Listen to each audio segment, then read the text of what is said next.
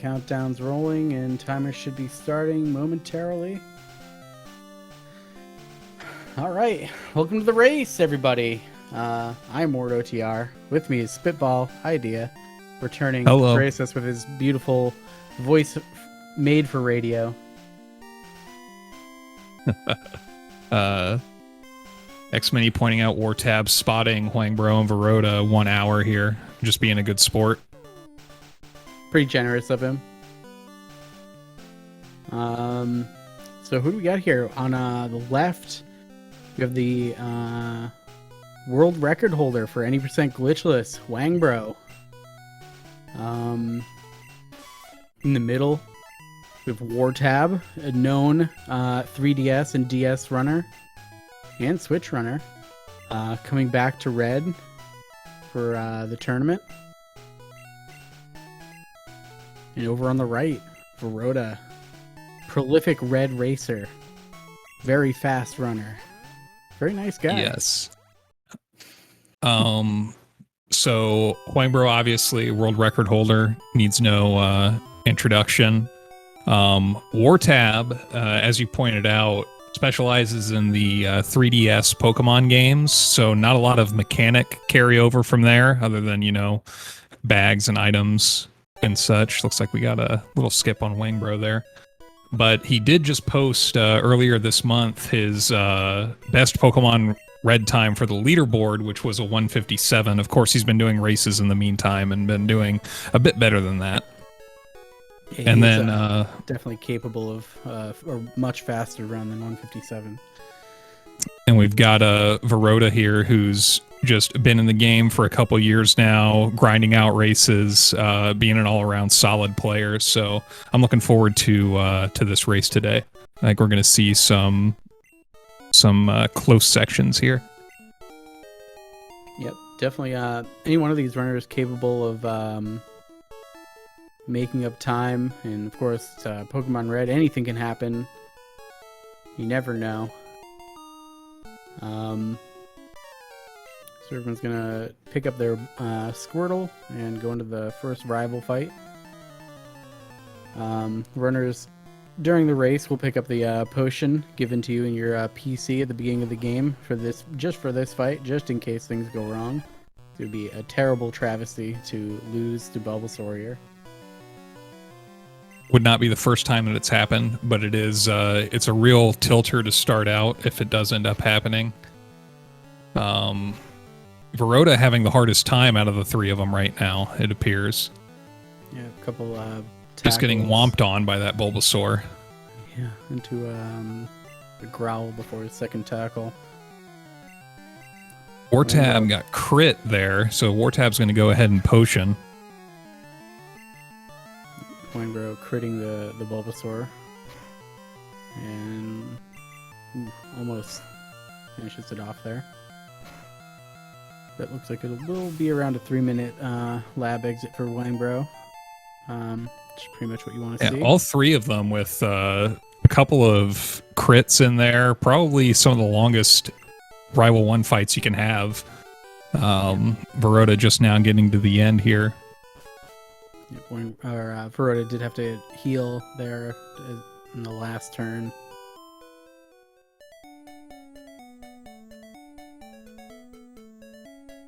All right, Wartab getting his encounter with a level 3 rat. So, you know, based on our experience with this game in general, I prefer to see a rat on the way up. Route 1. I will take a level 2 or level 3 rat over a Pidgey any day. But I just like the chance for the tail whip. How do you feel about it? I'm happy to see any experience after after my first 2 tournament races where I had to get late XP and it went terribly. And seeing late XP go terribly for everyone else, I'll take what I can get. But yep, if I can see a level 2 or 3 rat, it is preferred. Looks like Wartab picked up the Route 1 potion. A welcome sight. Probably just because he took the he had to use his potion during the rival fight. He wants to keep his potion count nice and high. And I don't believe that wartab will be doing extended, so he'll probably pick up the tree potion as well. For maximum safety, there's 3 different potions that you can pick up before you get to the pewter mart. 4. Is this 4? Yeah, there's a PC potion, guy potion, tree potion, and the potion in front of the bug catcher. That's right.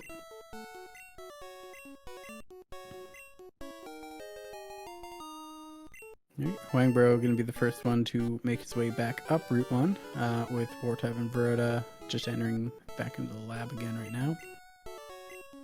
A couple of side oaks, a top oak from Hwangbro.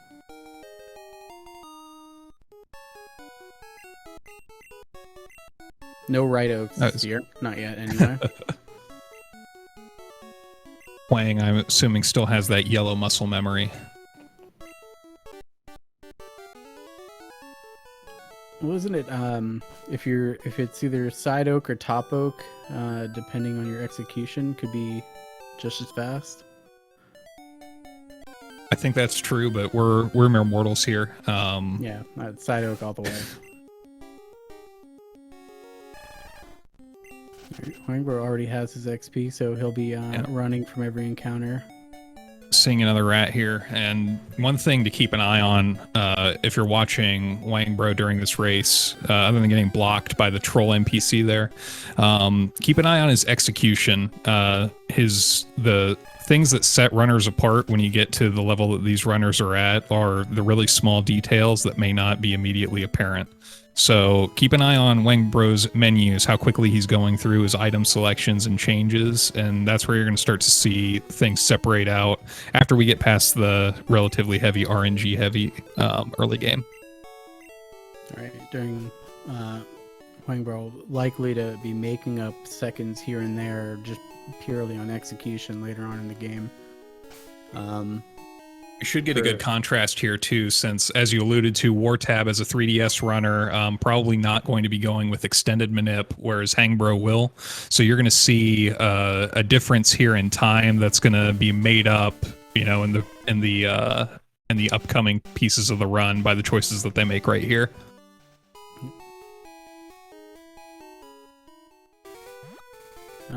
Viroda has been practicing extended though.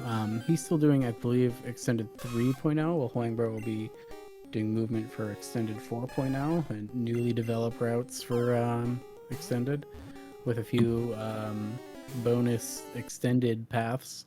Ooh, Wang with a pop out there. Breakout. Yeah. Don't know if that was considering he's resaving or he just reset instead of resaving, that's probably a text box miss or some mess up on the YOLO ball input. If he was confident that his inputs were properly done, he would have probably resaved. Yeah. Let's see if we get the tree potion. And Viroda does get his Nidoran. wartab there dodging the grass before Viridian Forest because, as we said, he will not be doing extended manip. Hwangbro gets the yellow ball that time, so it looks like it may have been a missed input or something. If it failed again, you'd have to think that he maybe got IGT'd. Right. I think the difference would be his broke out after 2 shakes. I think the IGT either breaks out right away or after 1 shake. Wang would definitely be able to tell the difference there. Let's see if he's on an extended path. All right, so wartab here is resetting. You want to talk a little bit about the manip that... Oh, what happened to wartab here? And he's resetting back to Nidoran. Did he get the wrong Nidoran? Not sure. I don't know what he saw. Hwangbro did land extended and catches his Pidgey. I assumed when I saw wartab resetting, I assumed that he was at the late Pidgey manip. No, it looks like he hit an optional in Forest. Oh. Hwangbro getting an encounter there in Forest, so he's not on a triple extended path. Wartab. Viroda, though, through to Bugcatcher. Yep. Those get poisoned right away. That's unfortunate. Poison, of course, from the Weedle causes you to, take damage every turn and sit in extra text box. So Yeah. it's much slower than. Given all the potions that you take in this run, you're not worried about the damage. It's the text that really hurts you here. Hwangbro heading right into the fight without picking up the potion. Wartab taking it easy on that movement there. Appears Wartab in chat saying that it's a controller issue. Which we saw from Bill Bonsai the other day. His controller is sticking while he was walking up Route 1. He managed to hit a Nidoram in it, but I think it messed him up during Mount Moon. Controller issues can really creep into your head during this game because the manipulations are so heavy on having precise movement.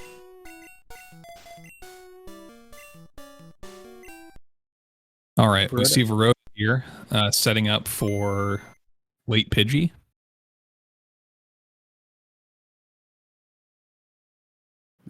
Hwangbro did flash his stats there at level 8. I didn't get to see what it was, though. It's very hard to see on the stream. He must have good special, though. Oh, no, he already has his bird, so it doesn't really matter. Yeah. Viroda, on the other hand, if he flashed and saw bad special. But then again, Viroda practices these manips enough that I would expect him to go for this if he did not get the extended manip anyway. Yeah, it does seem to be a strategy that more people are using this year than last year, where people are just going for the backup bird regardless of their special. Yeah, we'll do a quick overview on that just in case people aren't familiar with what we're talking about. So you need a Pidgey for this run because you need to be able to fly. In the good old days, what you would do is catch a Pidgey on Route 3 as God intended, but what you can do is either extend your Nidoran manip out and make it so you catch a Pidgey before Viridian Forest, or as Viroda just did, you can save after the Bugcatcher and do a manip to catch a Pidgey after the forest. The reason you would want to catch a Pidgey after the forest is if you have bad special on Brock, it gives you an extra out so you can swap to your Pidgey and have it die instead of Squirtle. And it just makes the Brock fight safer because this early part of the game is all about making it to the execution parts of the run and not dying. Right. Yeah, you're purely in survival mode. Whatever the game gives you here, you're just kind of dealing with. You take the opportunities to go fast where you can, but nothing that will risk your Squirtle or Nidoran's lives.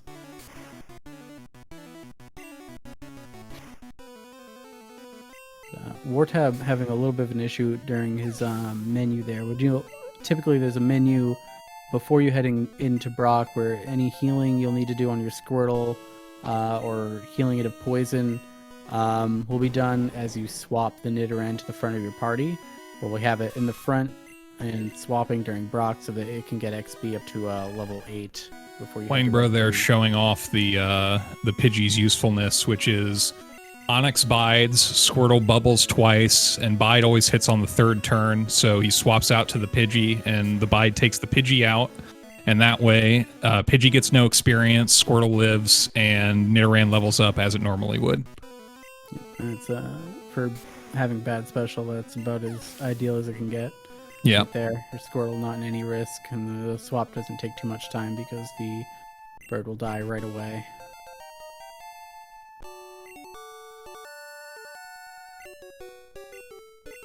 Alright, we have Viroda finishing up the fight now with Wartab just a bubble away. And of course, Brock likes to talk a lot, so once you do finish off his Onyx, he's got a whole lot to say to you, and even after you leave the fight, even more. I believe he has more text than any other NPC in the game, other than Oak. It feels like he's half the text boxes in the game. You're there talking to him for a long time. Alright, so now we head into Route 3, where one of the primary concerns during Route 3 is the conservation of your horn attack. So you'll be taking any opportunity you can within a margin of error to use tackle to finish off Pokemon over Horn Attack. Because you want to have as many Horn Attacks available to you heading into Moon Rocket later on. Yeah, I am always when I play this section of the game, I'm extremely aggressive when it comes to trying to use tackles where you would normally Horn Attack depending on string shots. It's usually a proposition that I lose on, but these guys are a lot better at knowing when they're allowed to tackle and not.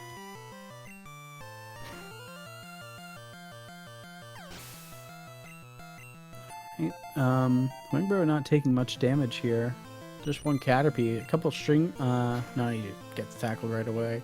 But from the HP that he was at, if he had seen 2 string shots instead of a tackle, he could have skipped the potion here before Short Sky. But at this health, he'll probably want to heal up.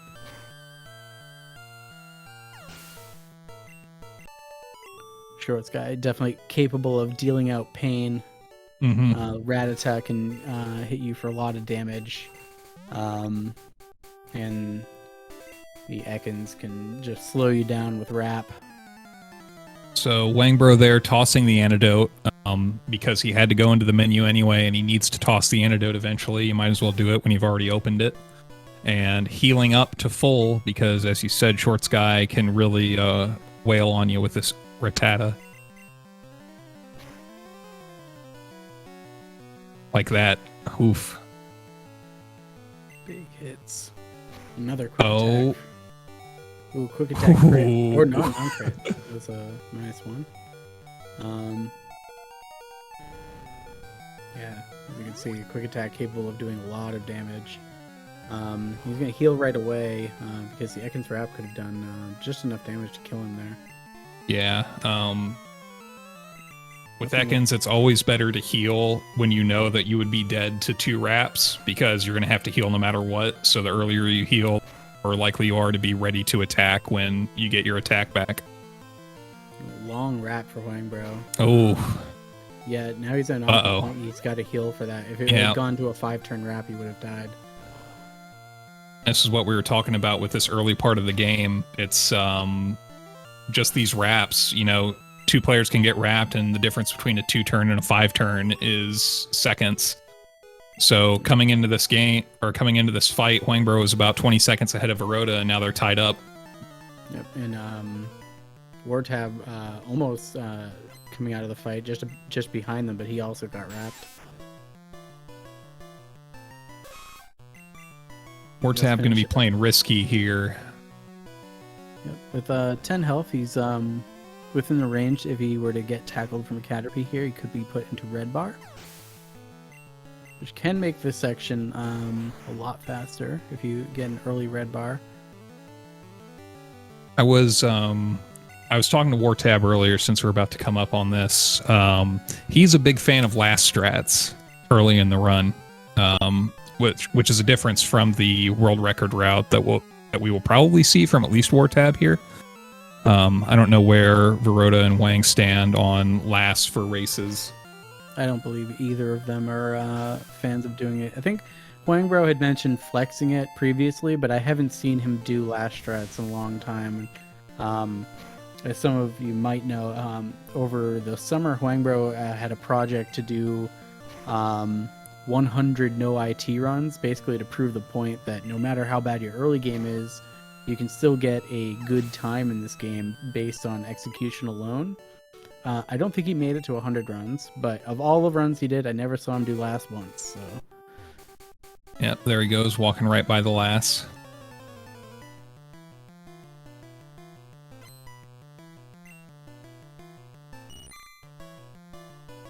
Viroda and wartab both on the Metapod at 8 health. Both critting the Metapod as well. Viroda's crit much less timely than wartab's though. Viroda also bypassing Lass.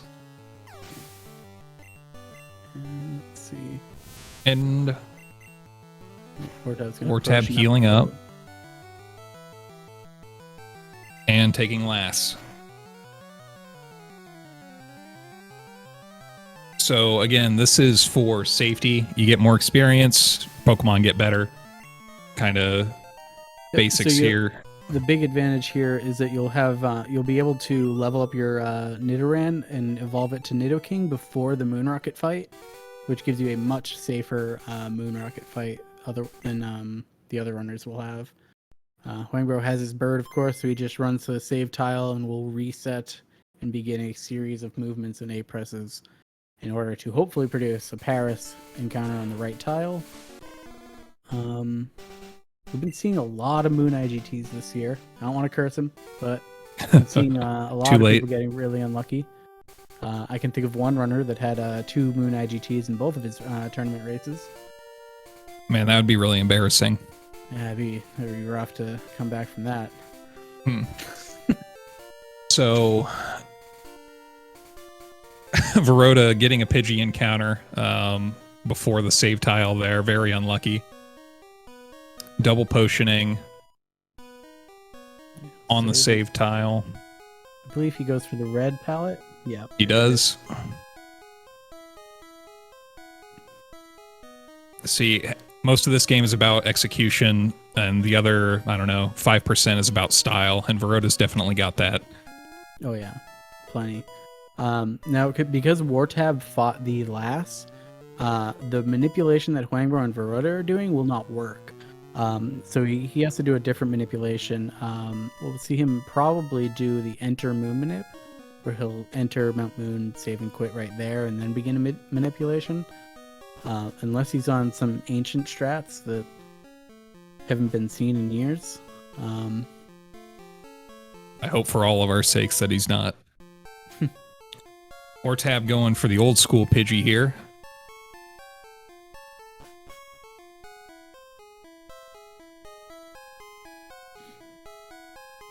Alright, so far so good for Hwangbro and Viroda. Wartab with a second encounter in his grass. Not the unluckiest thing. There's decent encounter rates throughout there. Does go to kill the Pidgey, though, I guess. Oh, that's right. Because he's on last strats, he gets the extra XP. Oh, he needs extra.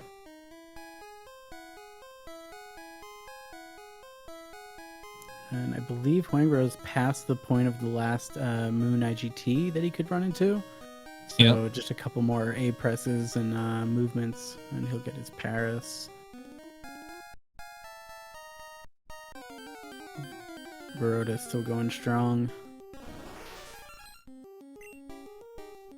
Right, this Paris can be a little tricky. The timing window for the text box is a little bit shorter than the one you use for Nidoran, or the window you have for catching Nidoran. But I guess, actually, since Hwangbro does extend it, it's the same. Wartab indeed starting enter Moon Manip. So we're going to see here Hwangbro doing more. You want to do as much as you can each time you open your bag. So every time that Hwangbro opens the bag, he's almost always doing more than one thing. So for instance there, he threw a Pokeball and healed, and then saved, all on one menu open. Right. So again, just consolidating your inputs can make a difference in the long run. Viroda getting his Paris encounter.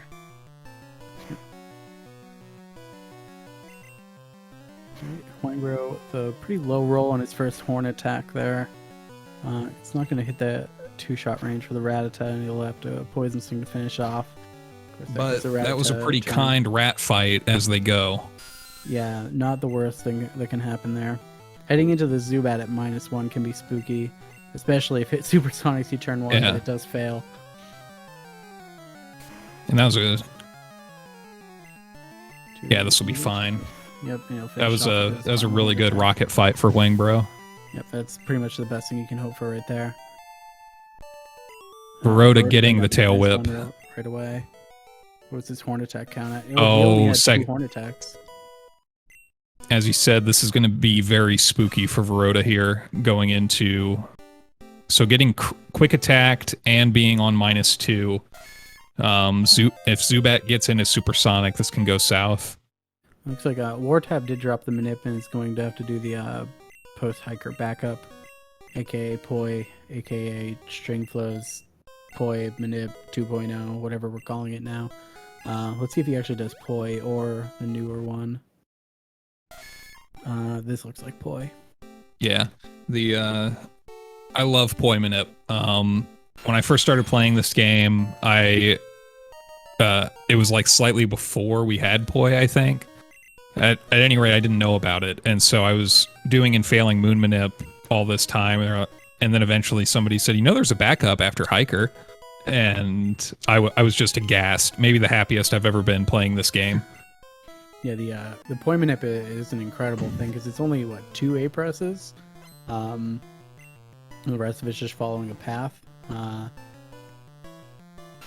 He messes up the input for the Pokeball, though.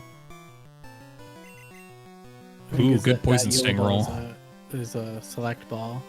Ooh, Poison Paris. Annoying, you're going to lose some to frames there, but should get in the ball. Yeah. All right, good. Viroda going through his menu and evolving his Nidoking here, which wartab should be doing right now as well before he heads into the Moon Rocket fight. Hwangbro, one Pokemon away from finishing up the nerd fight and picking up his fossil. We've been seeing, so in 80% Glitchless, usually we'd see people walk up to the nerd and then do their menu, but people during races have figured out that if they do their menu first, that extra encounter window as you walk to nerd gives you the opportunity to pick up Moon XP, which can make some ranges during the Bridge and Misty split a little bit more friendly. And as you saw in Hwangbro's fight, and as Wartab and Viroda are getting their Nidokings online, Nidoking's moveset is absolutely absurd, and they take full advantage of it in this run, but you just get so many quick upgrades here. You dump Leer and Tackle for Water Gun and Mega Punch, and we use those moves just a ton in this next section of the run. Yep, Mega Punch does have a small chance to miss. When you're running the game, it feels small, like you say? Flip, but the old 80% coin flip. Alright, so Viroda will just hope not to see any Zubats on his way out. Anything else, he can fight for XP, of course. Immediately gets a Zubat. Immediately Zubat. And Wartab making his way through the Moon Rocket fight, having Mega Punch available to him here. Just punches the Zubat. Doesn't have to risk getting confused or anything like that. Just have to land that Mega Punch. And then no menu to do between the Rocket and the Nerd. All right. Here we are. Rival 2. This fight can be a little bit trolly with the Pidgeotto that he sends out. You don't want to see Sand Attack.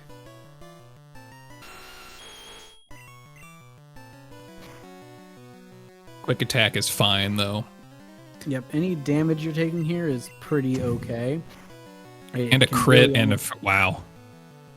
Oh, Sand Attack. Oh. One Sand Attack you can still try to make your way through. But with 2, like we'll see Hwangbro do here, he'll swap to his bird, sacrifice it, and bring back his fresh Nido.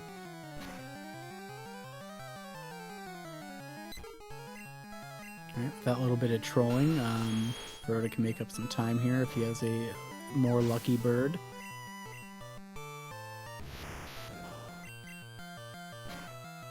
It's Abra, though, the opposite of Trolley. Yeah, free kill.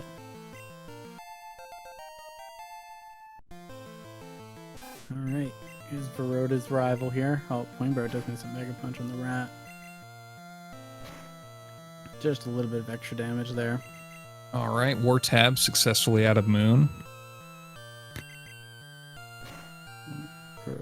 Sand Attack turn 1 for Viroda. Into Horn Attack miss.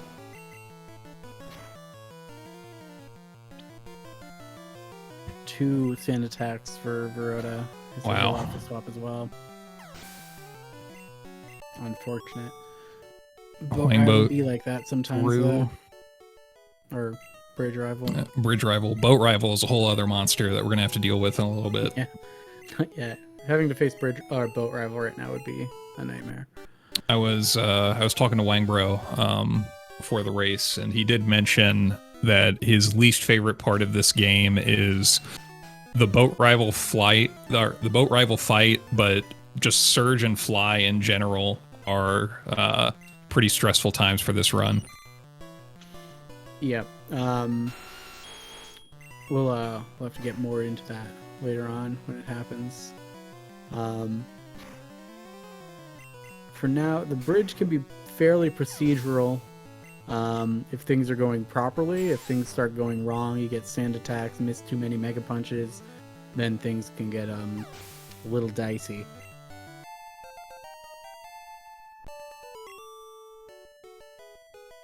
Viroda does make his way through the Viridian rival as Wartab stepping up to the bird.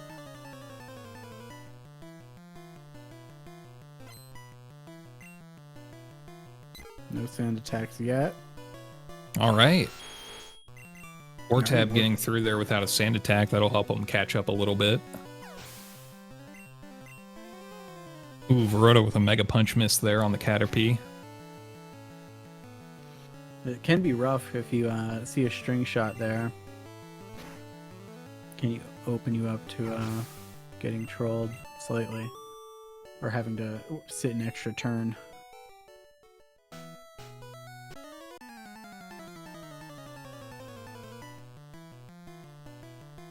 Alright, Wartab having a pretty drama-free rival. We'll finish off the Bulbasaur. And, easily through there. Now, without Moon XP, a lot of these Pokemon that you're facing on the bridge, see, yeah, Viroda misses a Mega Punch into Sand Attack on Pidgey, double Sand Attack from Pidgey. Wow, that's really awkward. So normally this fight, you could usually one-shot the Pidgey with a Mega Punch, but it is a range to not die as well. So sometimes you'll have to finish it off with something else. But Viroda just straight up missed the Mega Punch and got punished for it. Not too hard though. He got through that all right. Yeah, he did get lucky with the Horn Attack to finish off the Pidgey. It can go a lot of other ways.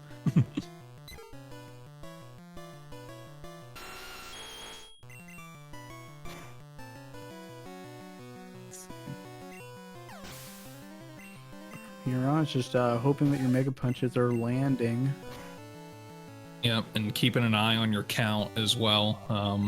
You know where you need to be at the end of bridge, but if you get low, you have to kind of improv what you're going to do with the last couple of fights up on Route 22 before Bill. All right. I think at a minimum, you want to come out of, if you don't plan on centering before Misty, at a minimum, you want 2 Mega Punches. One for Boat Rival and one for that Oddish on the 4-turn Thrash Girl on during Fly Split. But I've been seeing both Hwangbro and Viroda play it safe coming out of the Misty Split or during the Misty Split and centering after Bill. That might have been just the scenarios that they were in. They might be playing it safe. We'll find out. I don't think anyone has a red bar set up available to them here.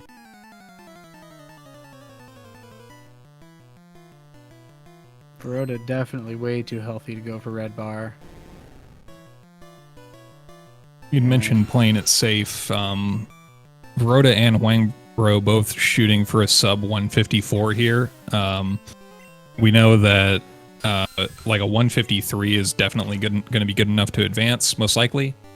But in terms of when their safety strats are going to come into play, just something to keep in mind as to what the goal that they have in their own mind is. I have a feeling for most for these runners, it's probably get to the flute split and then play out the game as best you can. Step 1, get to flute. Step 2, play Pokemon Red. Yeah.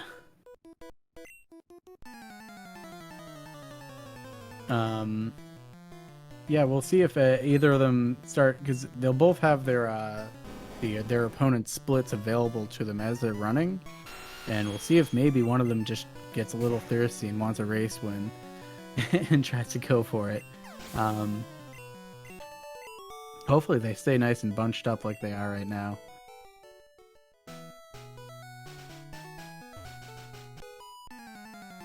With Viroda just a couple fights behind Hwangbro and wartab. Looks like just one fight behind, or yeah, one fight behind Viroda.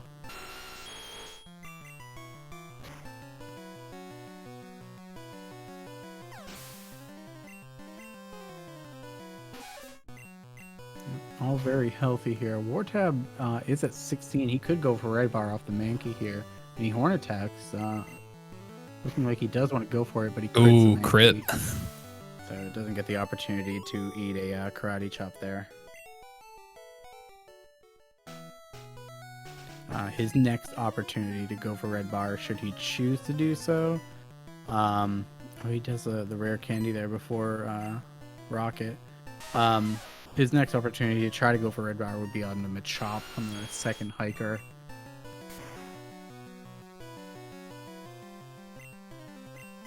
Hwangbro and Viroda putting the new water gun to use here against the hiker. Which is where water gun gets a lot of its play, to be honest, is against hikers. Yep, as soon as this split's over with, we'll level up to level 23 to pick up Thrash, and Thrash will overwrite water gun at that point. And we'll That's right, and then we pick up Bubble Beam. Thrash for a long part of the run.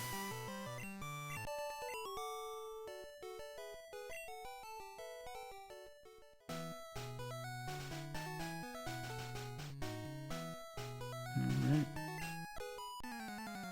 I believe Hwangbro is doing the 3 repel PP up route. I believe. I know for a fact he's not going to be picking up this the ether after this last fight. The old world record route would have picked this up. The current one does not.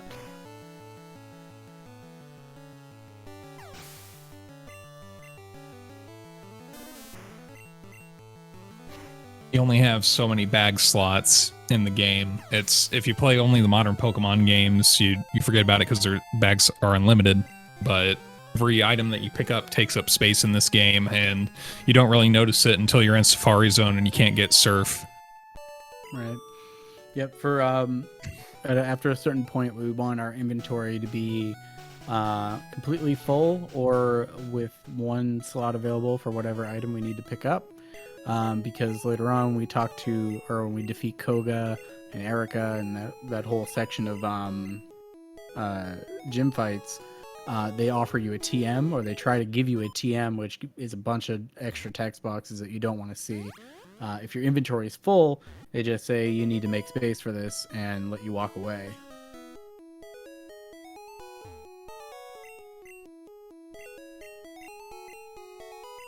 And also all these menus, especially for the extreme high end of runners like Hwangbro and Viroda, all their menus will be very particular. Their slots ordered in just the right way for them to execute the menus in a way that they're familiar with. Any misinputs during the menuing can mess them up later on. Hwangbro deciding to center as predicted as he exits the Bill's house.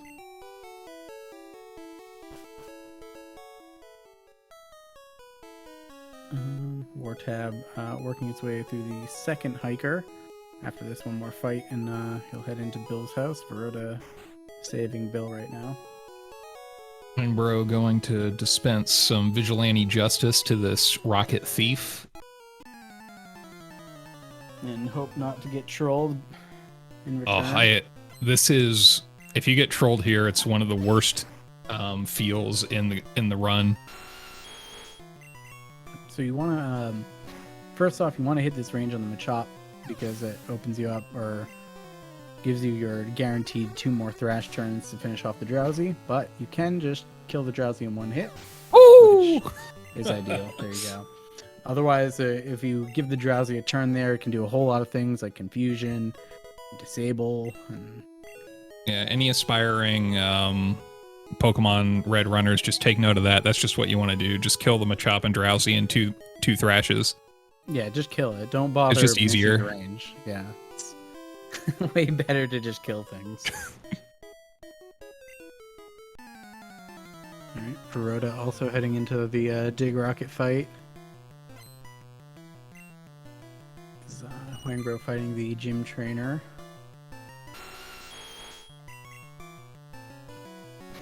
The Goldeen can confuse you. Oh wow! Speaking Hwangbro of, does get supersonic hit and hits Uh-oh. himself once here. Another supersonic. Viroda missed the range on the Machop. So take some damage there and hope that he can finish off the Drowsy with his last guaranteed turn of Thrash. And he does crit it for good measure. Hwangbro is saving before Misty for safety. Misty is a very hard fight. Starmie can just kill you, so always good to be safe here. Yep, time to Thrash and Pray. That's just about all you can do. Wartab healing to full as he comes out of Bill's house, so he will not be centering. Alright, let's see how this Starmie goes for Hwangbro. It's at 68 health, leveling up to 71, and we time that level up just so we can outspeed the Starmie here. Good range on, or good hit on his first Thrash. Let's see what the Bubble Beam hit is. Bubble All right. Yep, non-crit, Clean. non-speedfall.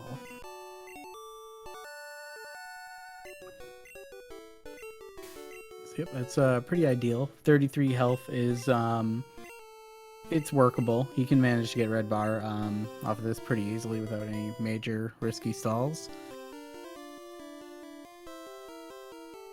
All right, so Hwangbro officially in the Surge split. Viroda going into the Misty fight. Wartab finishing up with the Rocket. All right, let's see how this goes for Viroda. Thrash the Staryu, and then face the real enemy. Yeah, it's not a complicated fight. It's just a very stressful one.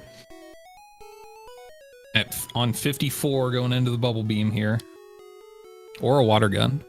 Good roll on his first Bubble Beam Thrash. it is. He's at some low health for Bubble Beam though. Bubble Beam non-crit, non-speedfall for Viroda too, and looks like he's in Wow. red bar at that health.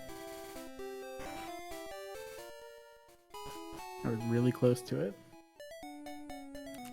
Viroda had a good HP going into, well, I need to check my notes before I say that. He's a little bit. Going at 18 going into Boat Rival, how do you feel? 18 heading into Boat Rival. I'd be frantically checking my notes. There are these ranges in the game where you're, 1 or 2 HP is the difference between attacking into the Pidgeotto, healing on turn 1. There's a lot of different plays you have with Boat Rival, so you don't die.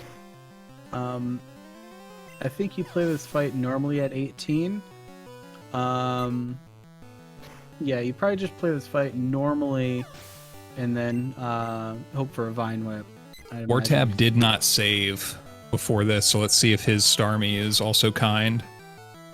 Very kind. He was at full health too, so it wasn't. You can still die from full health on the Starmie, but it is a little bit less likely. Like you won't die to a crit right away. But it is very scary because it can crit, speedfall you, and then just bubble beam you again, and there's nothing you can do about that. That's what would happen to me. Yeah, but Wartab putting his fate in the game's hands and making it through.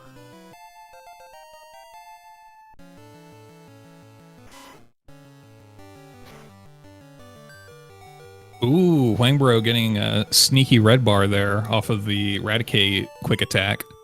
Nice. Yeah, that health can be good as long as he doesn't take too much damage. Like if you were to eat a couple quick attacks, it could be very scary. The Pidgeotto can quick attack and the Eradicate can quick attack. So, and you're not guaranteed, or you're not probably not going to one-shot the Pidgeotto, so you are opening yourself up to an attack here.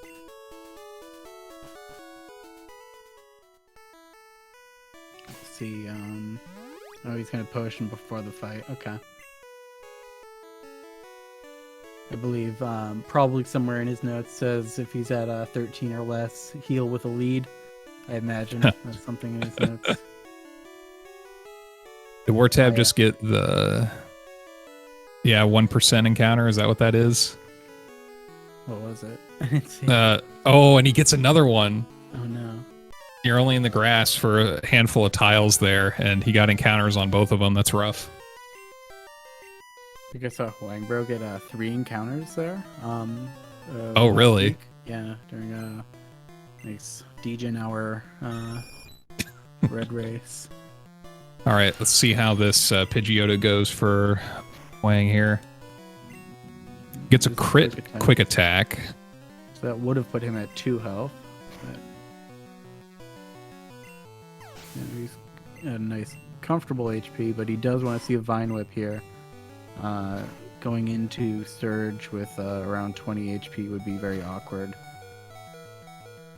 Missed the first Mega Punch there, but got the second. That was pretty important. Yep, and I'll just thrash the Kadabra here and hope to see a Vine Whip. Viroda about to get into the rival fight himself.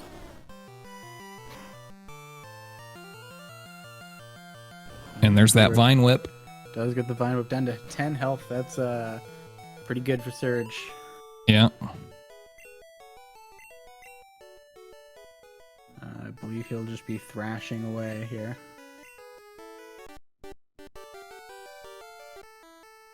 Viroda does crit the Pidgeotto, not risking any damage there. So Viroda still will be looking for... he's fighting the fight normally. Just gonna thrash here and hope for a Vine Whip as well. 25 HP would also be very awkward for Surge.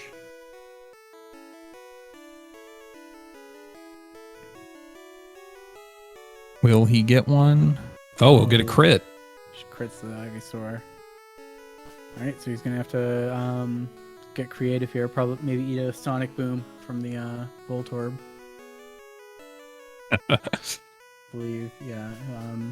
The strategy should be, or would be, to Bubble Beam turn 1 on Voltorb, hope for Sonic Boom, and then thrash the rest of the fight. Bye, boat. Saying goodbye to the boat. Great time to awkwardly stretch your hands during the run. You do have just enough time to use the bathroom during this cutscene. Oh, if you're very brave. I guess if you're using a wireless controller, maybe.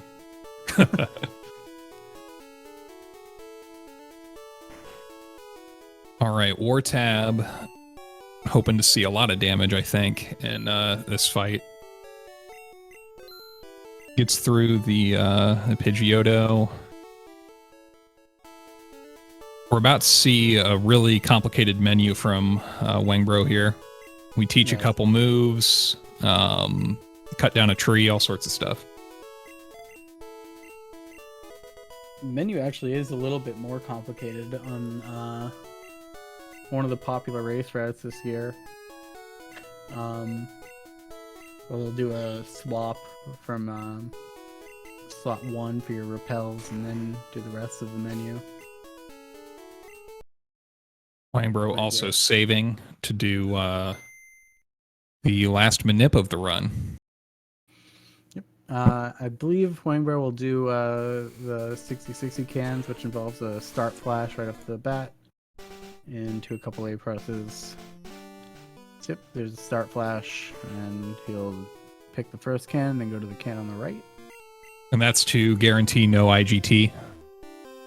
Yep, there's always, with any, most manips, there's a chance to fail regardless of your inputs, just based on the frame that you save on. So the normal cans manip is 58 out of 60. There is a 1 A-press version that's 59, and then what Hwangbro did there is 60 out of 60. I think I have those right. And just looking back here, I saw Hwangbro picked up 6 repels, so he's on the 6 repel route. I believe he might be doing 6 repel double max ether. Actually, he does pick up PP up, so we'll see. Hwangbro does not get the 4-turn thrash. Has to swap out to Squirtle. Viroda gets his cans. He gets into the Surge fight. Hwangbro finishes off the Raichu with a Horn attack. At certain healths here, you can actually... I just learned that you can actually just go for hitting through confusion if you're trying to set up red bar, because That's you can, interesting. Get a guaranteed amount of damage on yourself. Ooh, Viroda gets the Sonic Boom. Oh, that's ideal. Yeah, so now he just gets to thrash through the Pikachu and Raichu with red bar. He's going to make up a little bit of time on Hwangbro here. Yeah, no quick attack from the Pikachu, too, so that's good. Yeah, it was great to not die.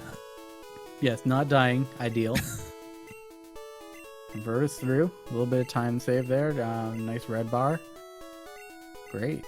Wartab making his way through the cut menu here, and let's see. Curious what Manipul decided to do.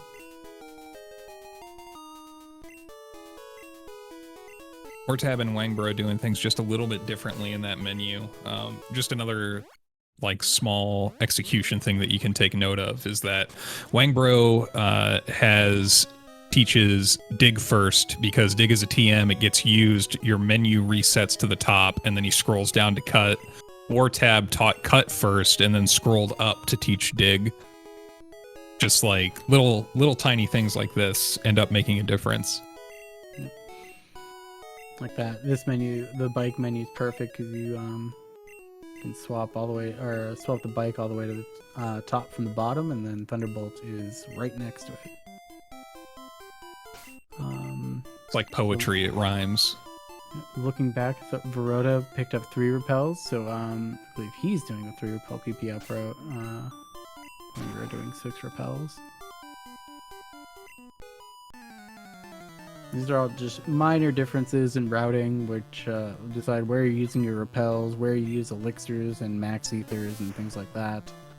Wartab, let's see if he can get a 4-turn thrash here.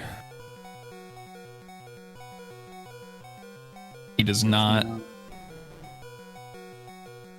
Is that health? I guess at -1. He could have hit himself safely.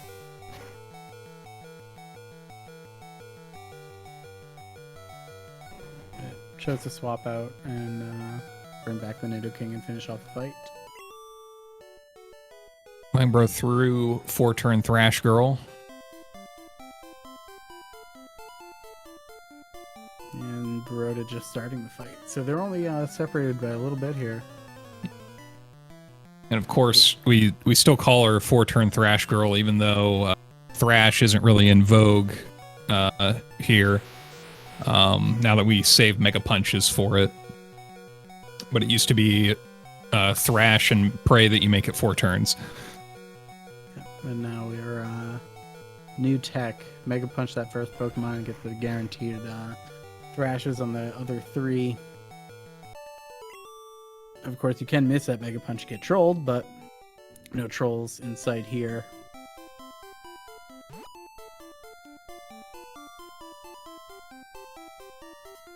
Let's see.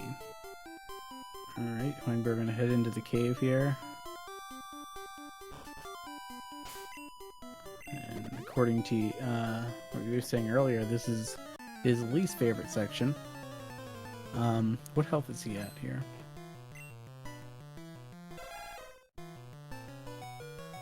13? Okay, 13. so he does have red bar.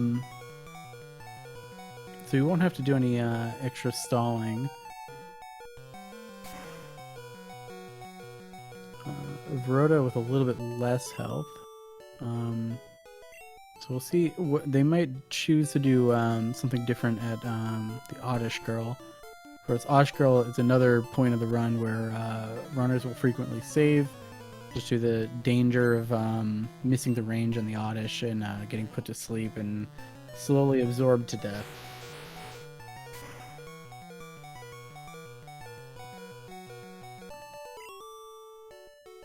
Luckily, we have Bubble Beam, we have Thunderbolt. We can pretty much deal with every Pokemon in this cave with something that is super effective. Or we just thrash anything else. One reason that this section of the run is so annoying is early on in your speedrunning, if you're not used to the cave yet, you can hit a ton of optionals. For these guys, obviously not that much. Oh no, Yep, Hwangbro getting put to range. sleep here, and he gets absorbed. So here's the slow absorb death. Now, if he doesn't, he chooses to reset right away instead of sitting and waiting to wake up.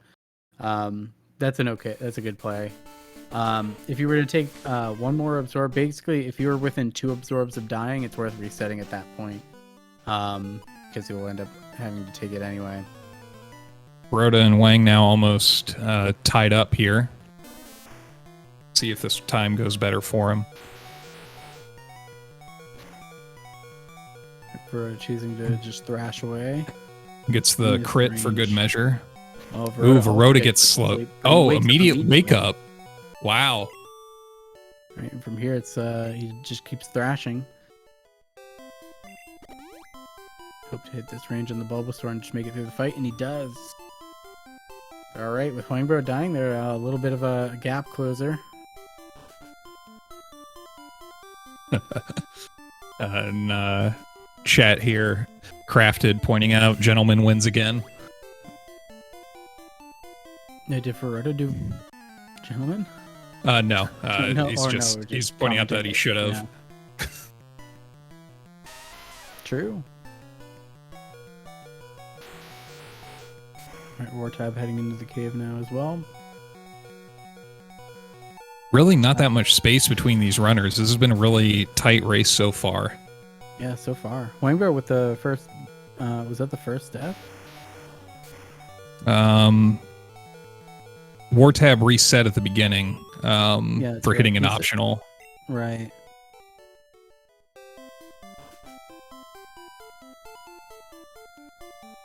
It can be a little bit, that hiker fight can be a bit of an opportunity for a mental thing. Wartab taking a confusion from the slowpoke there.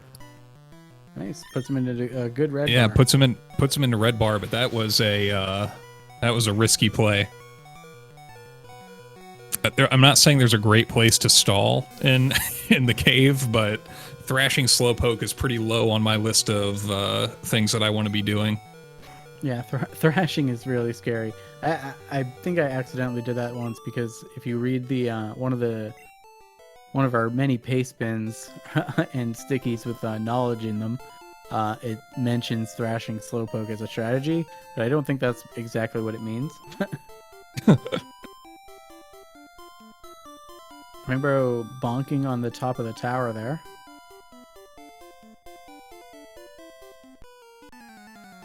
And he'll head into the gambler fight. Now, all moves against this Growlithe are favorable, very favorable. However, there is a certain window where you can miss them, and if you were to miss, get embered and burned. Alright, we'll find out. Hwangbro missing the range on Growlithe into ember, non-burn though, so he's fine. Whew. It can be sweaty.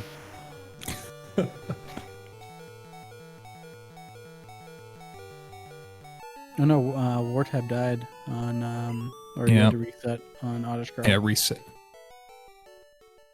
Which again, not unheard of. It is it's a rough fight. Yeah. Viroda also missed the range on the Growlithe, but nothing came of it. He'll finish off the Vulpix just fine. Another missed range for Wartab, and he eats another absorb, a little bit of damage there. Definitely wants to finish off the Bulbasaur with this last thrash. Right, and he gets it. That is scary HP, no matter how free the fights are.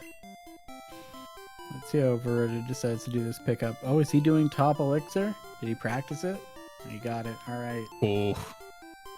Again, if this was just a style contest, Viroda would be... Oh, never mind. I take it back. No, he just turn framed the nugget. So, there's that. Hwangbro doing one of the more intensive menuing sections of the game now. The shopping experience in Celadon. Yeah, watching Hwangbro shop is a treat, though. He tends to fly around these menus.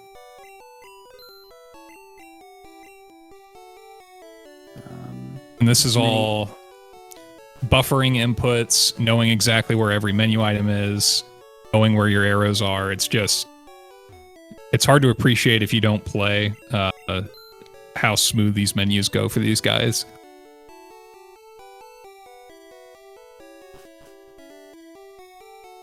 As they're pointing out in chat, Wartab is at a health where he is at risk of dying to a quick attack crit. So hopefully you won't see that. This is a very awkward place to die. This trainer and gambler are probably the two worst places to die in the game. They're hardest to recover from. Just because your money gets so screwed up. And the most movement, or it takes the most movement to get back to. He does make it through the fight without seeing a quick attack. So he will be through to Gambler, and hopefully he'll hit the range. There's no way 3 people can miss the Gambler range, right? Oh, sure there's not. It'd be... No way that can happen.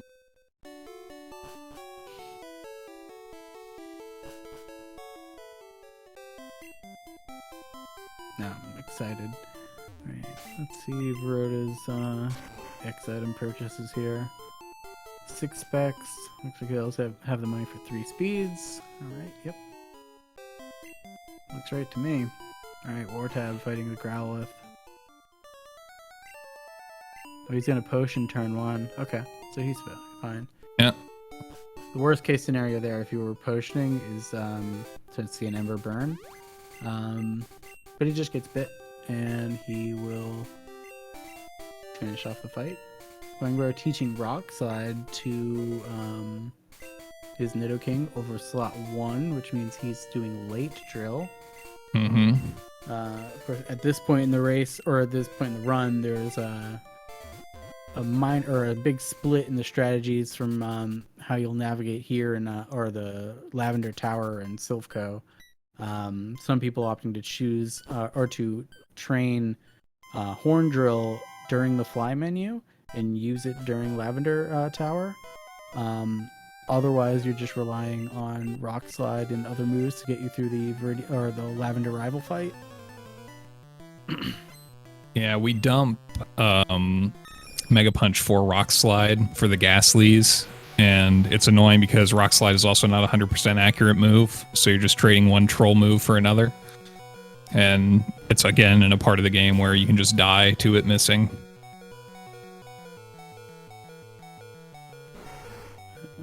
Hwangbro flying through this rival fight. Yeah, no drama here.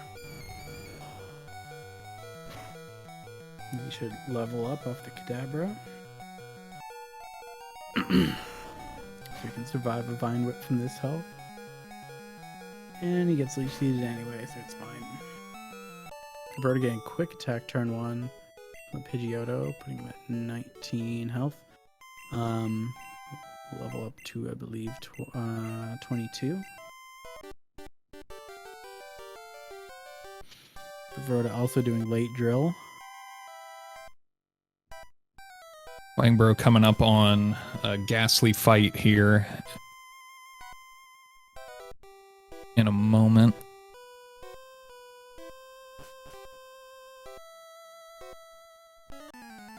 Qua! Alright, Viroda finishes off Lavender Rival there. I don't believe he has Red Bar, and Hwangbro does. So a little bit of time save there for Hwangbro. He hits his first rock slide on the Ghastly, just one more to hit. And he's through. But once you finish off this trainer and these 2 Ghastlies, you make your way up to the tower into the heal pad, and all your Pokemon are recovered, and the run becomes very safe for a little while. Yeah, once we get out of the tower, you get to Flute to End, and Hwangbro is kind of a master of Flute to End. That's almost exclusively what he practices. Him and I were talking about that a little bit as well. He says that Flute to End is probably the best way if you're a relatively experienced runner. Flute to End runs, and if you're newer, just doing no resets are probably the best ways to improve. And when the The record holder says that I tend to listen, and I think that's pretty good advice for anybody out there thinking about running these games. Yeah, I've listened to a lot of the advice that Hwangbro has dispensed.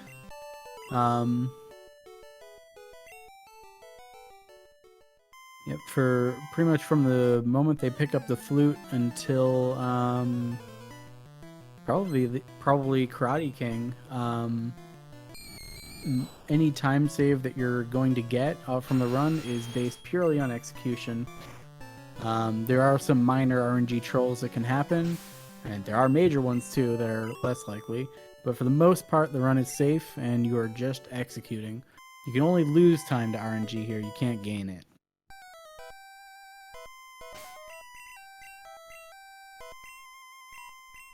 All set. All right, here comes the late drill. Horn drill, of course, going to carry us through most of the late game. We'll dump rock slide as soon as we possibly can. Yeah. I'm going to perform what is most definitely not a glitch. Totally intended. And we see there, even the polka doll menu gets used for something else as Hwangbro swaps a couple of items around to make, I think that was super repels, right? That you swap up there? Believe so. That's what it looked like. Because what do you need in the later part of the run? You need your bike, you need your super repels. Yeah, but even that menu is pretty crafty in how it's executed. The double input down to slot 3 and holding down to fast scroll to your super repel. Looks like Hwangbro has all those very well timed out. Vijmadick was saying to me the other day, he was talking to Hwangbro, that Hwangbro considers any run a D-Rust run if he's not willing to do YOLO scrolls.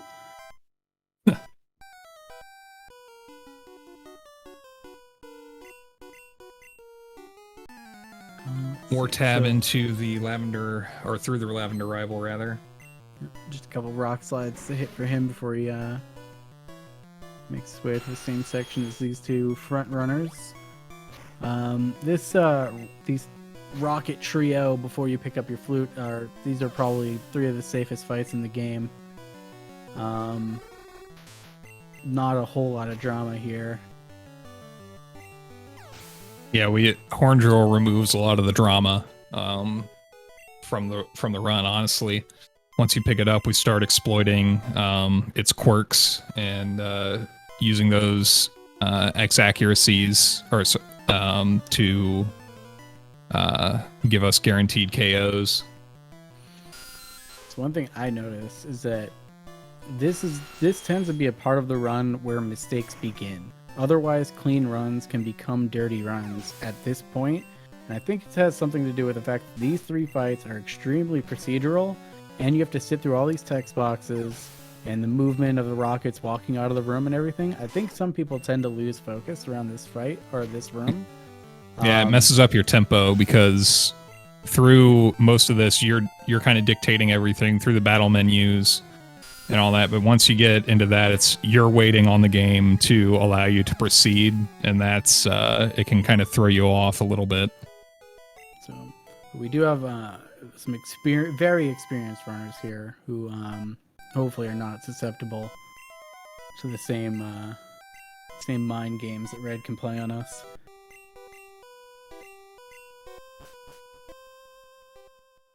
All right.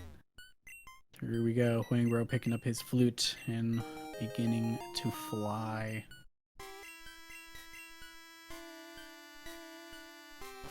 It's a joke. Don't take it seriously. All right, Wartab. Hoping to hit his rock slides here on this Ghastly. Does get it. He's through the heal pad already, so relatively safe there. You can get trolled by the Ghastly, of course. Flick can paralyze you or can confuse you. You're gonna teach Horn Drill before picking up the rare candy. Let it be known.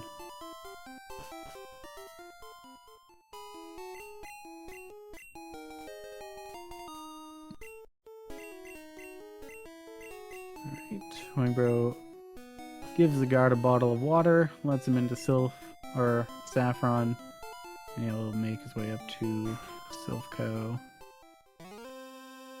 Of course, because we do the polka doll skip on the Ghost and Lavender Tower, it's a little bit of a sequence break in the game. And Giovanni will insist that we've met him before, but of course we have not. Because we never broke up his illicit casino operation in Celadon. Which also conveniently cuts, another 30 minutes from the run for us, so...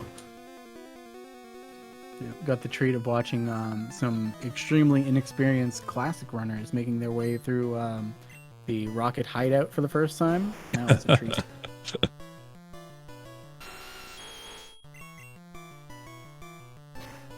I was looking through, glare from the Arbok there for Hwangbro. Gets the thrash through. Oh, but he misses the 2-turn. But he gets the 3-turn. Yeah, alright. So we'll need to heal, actually, but we'll get to, let's see if how he decides to navigate this in a race. The optimal way now that I know, I didn't know this before about a week ago, would be to heal Para during the Sylph Rival fight while you're setting up your X items on the Pidgeotto. So it's an extra opportunity to take damage so you won't have to stall later. see how Viroda's fight here goes. If he can get the 2-turn and no glare, He does miss the 2-turn range. but he doesn't get glared, so he saves, again, just a little bit of time. Yeah, it'll save a turn of healing, turn in a minor menu.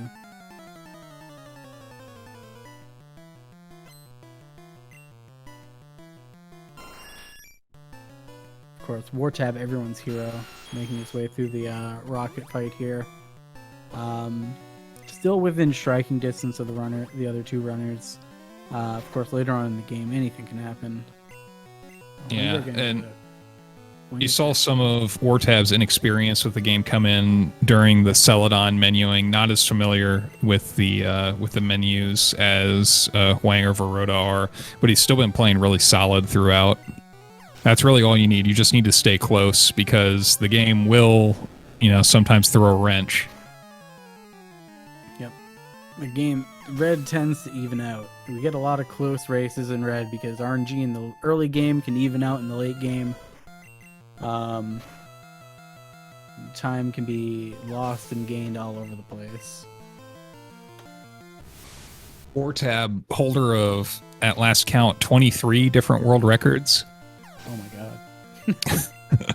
A lot of category extensions in there, but a lot of trade alts in Sword and Shield. Looks like both Viroda and Hwangbro both got suitable damage from the Pidgeotto during the Sylph Rival fight, so they're not going to have to stall during the next Rocket fight. We won't see any double Drowsies or Cubone stalls here, or insane Marowak stalls from Psychopaths. Just a normal fight. Just normal Sylphco.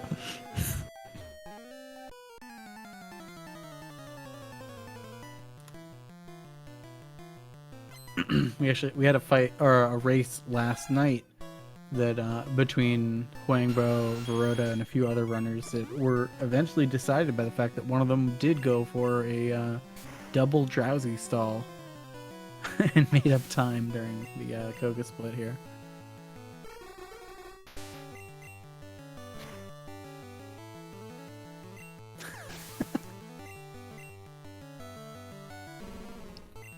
Speaking of records, I'm just looking through them now.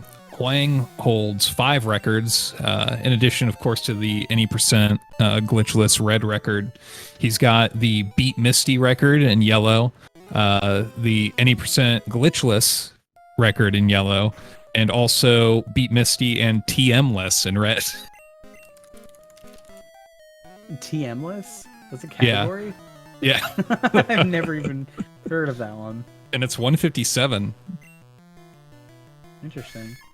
Well, for And category, if you Viroda- want to talk category extensions, Viroda is the all trainers world record holder. That's right. in Pokemon This Red. is a 3-way world record holder race. Viroda also the world record holder in the Mother for Game Boy Advance, aka Earthbound. If you ever got to watch one of those runs, it's a very exciting run actually. Similar RNG stuff that you see in Pokemon runs actually. Viroda going into the Giovanni fight now. Hwangbro finishing it up. Yep, and they're both at pretty safe HPs here to both die to Koga and not really have to risk anything or not see any major risks. The one big thing that they might encounter is the Hypno. If they were to get a Confusion crit, that could be bad.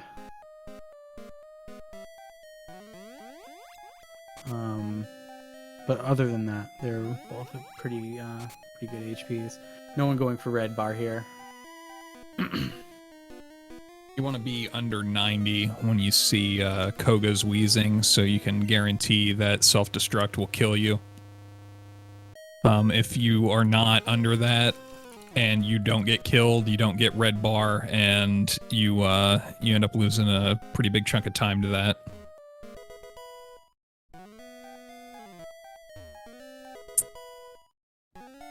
Let's see, wartab. Set up his X items in the Pidgeotto, and it'll be horn drilling the rest of this fight down.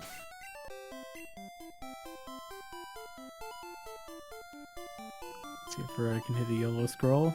No, he's on floor 11. A walk of shame for Viroda going to the penthouse.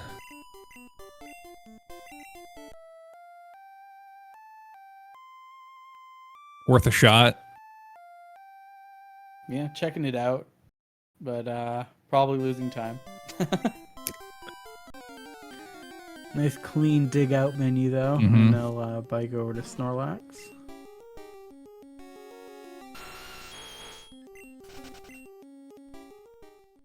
Now this coming menu for Hwangbro, the Earthquake menu in Fuchsia City, is probably my favorite menu in the game. A lot of other people's favorite. Depending on the route you're doing, the geometry of this menu is just amazing. I would love for you to expound on that a little bit.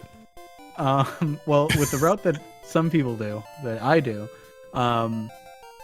you have to swap a couple items around and use a couple items, and it turns out the swap that you do and then scrolling down to Earthquake is the same amount of item slots away. I believe it's 5 slots away. So you do these beautiful scrolls to each item with perfectly well-timed, well-tempoed A presses. It's very satisfying, okay? Love it.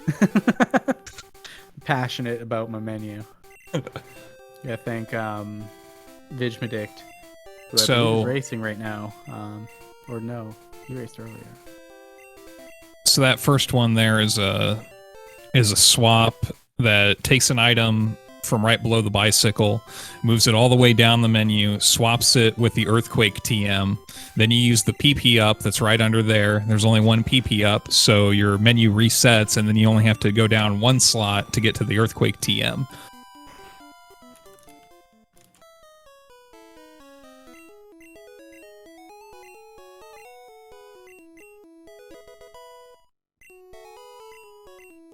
Of course, we aren't the only show in town right now. That's right. There's a competing race. Tournament race. Yep. Between Square Root of Sheep, ATN, and Actions. I only have Red Zone channel, but for red races. That would be nice. Every touchdown, every Gen 1 miss.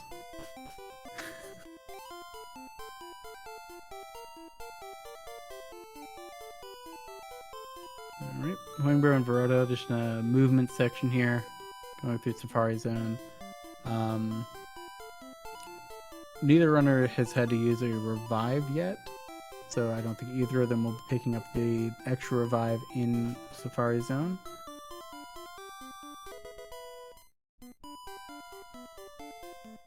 Have you ever had to pick up Skull Bash in Safari Zone?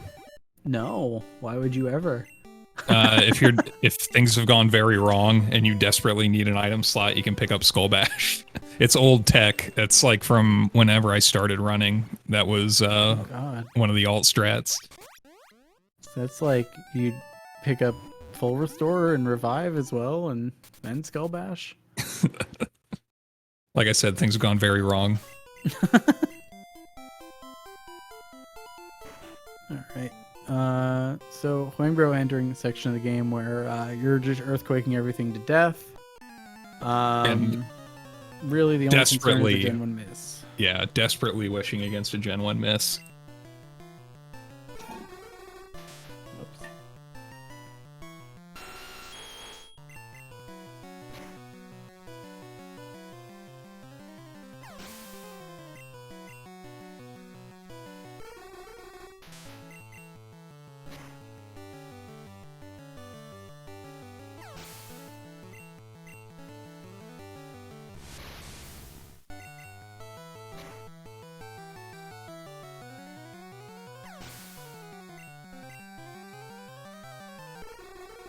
All right.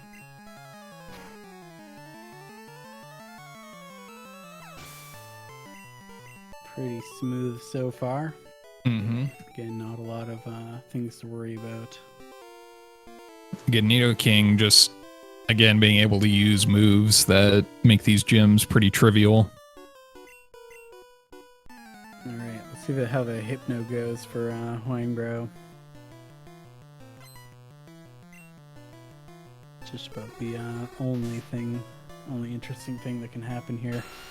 Wartab having to hunt around for that PP up, but does get it.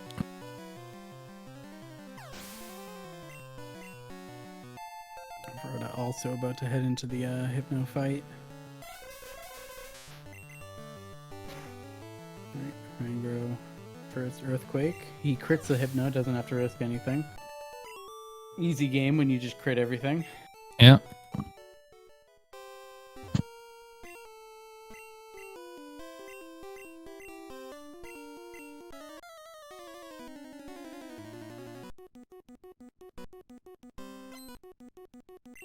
Alright. So Hwangbro will Earthquake some Pokemon here for Koga, and then hope to die to the self-destruct from the Wheezing. And his health is low enough for that to happen. Viroda does not get the range, but it's alright. Hwangbro, another crit.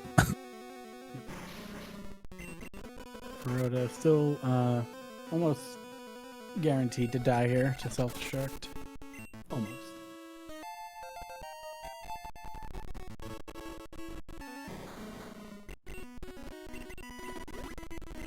Another thing I learned this year is that rare candy rezzing isn't exclusive to Gen 1. I thought it was just a quirk of Gen 1, but apparently you can do it in the other games. Oh, so.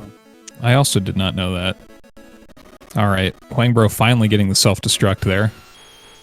Yep, but that is put to use here as your Nidoking dies, but you win the fight anyway. And then outside the gym, you're going to resurrect the your Nidoking with a rare candy, which instead of putting it at half health like a revive would, just gives you the level up HP. So that sets you up perfectly. You use 3 rare candies here, and you have red bar for the rest of the run, pretty much, all the way till... Oh, no! Viroda, actually, living with 1 health is actually fine. That's right, because your rare candies won't get you out of red bar. Right. Wow. If you survive with either 1 or 2 health, the strategies that you use for the rest of the game are actually the same. You'll be just fine. Had it gone any higher, like a 3 or higher, then there would have to be backup strategies employed to make sure that you have red bar all the way through Bruno.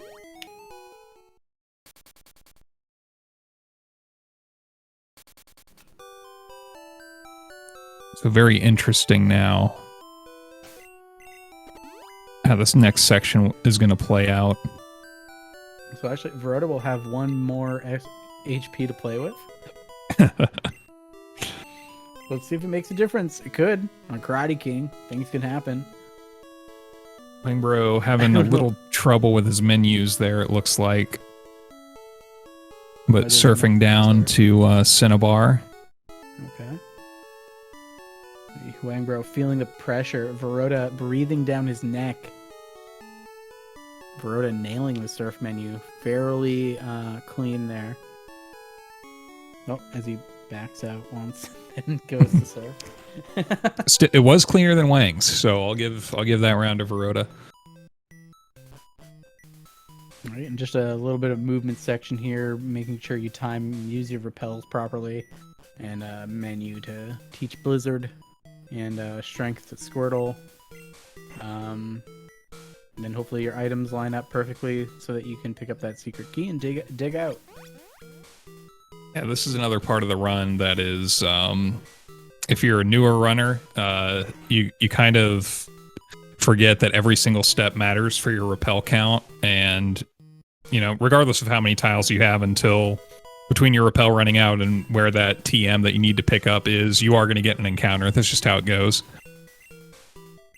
So knowing exactly where you need to step, getting that locked into your mind is another big part of the run. Also make sure that you continue to get the most out of these menus. Yeah, I think this is one of the more common places to see mistakes from really new runners.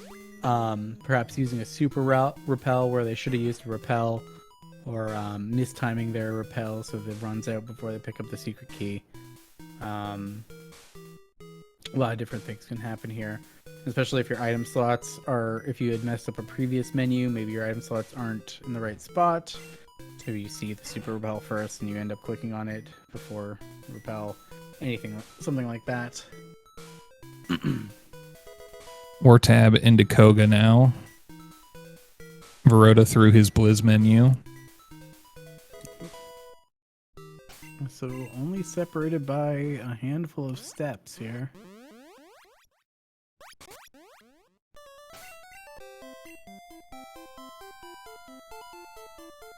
And this split, the Erica split and the Blaine split coming up, are two of the most mechanically driven splits in the game. Just purely mechanical.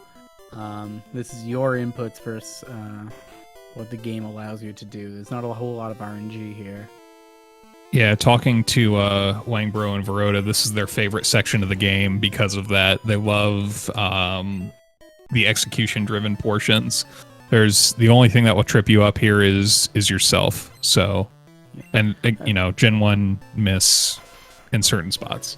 Yeah, there's always the potential to miss blizzards here, but the blizzard miss on the execute mostly just results in you being put to sleep, which can slow you down, of course. And then missing on Tangela, you are at a health where you can survive a hit from Tangela and reload your blizzard, but it's not very risky.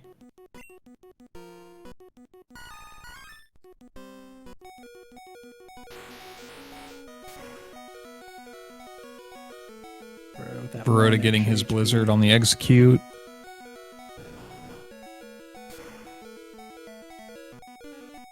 And Hwangbro hitting the second blizzard on Tangela. And Viroda into Erica.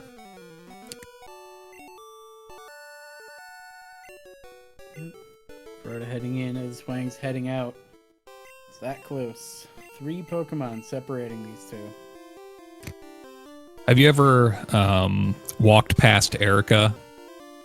No, but I'm in the always gym? afraid of it. I have. It's so demoralizing. It's been something that's like consciously in my head since the first time I ran this game. Wartab actually takes goes an extra tile to the left there during his surf. His repel might run out 2 steps early. If he keeps the rest of his movement through Mansion clean, his repel might run out. Let's see.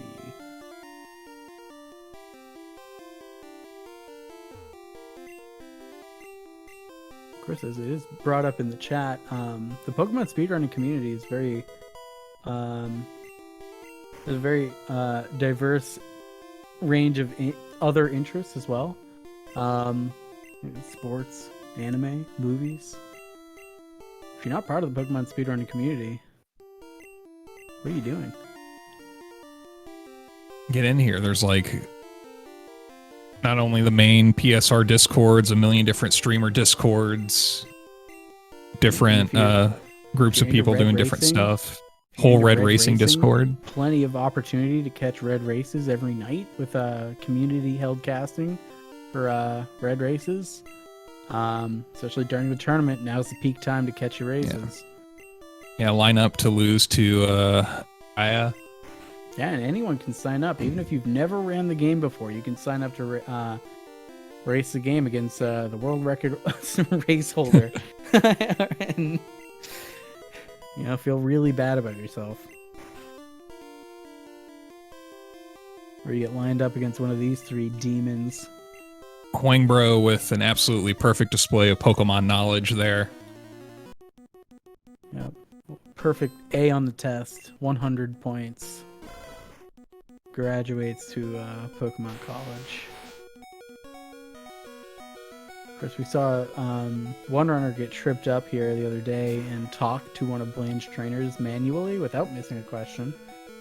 Which you definitely don't want to do. As long as you don't talk to anyone in this gym except for Blaine, you're fine.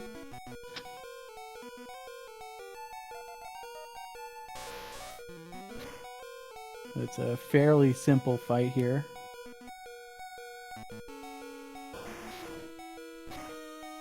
Most runners will probably be setting up an X accuracy on the Growlithe. Viroda gets a turn 1 super potion.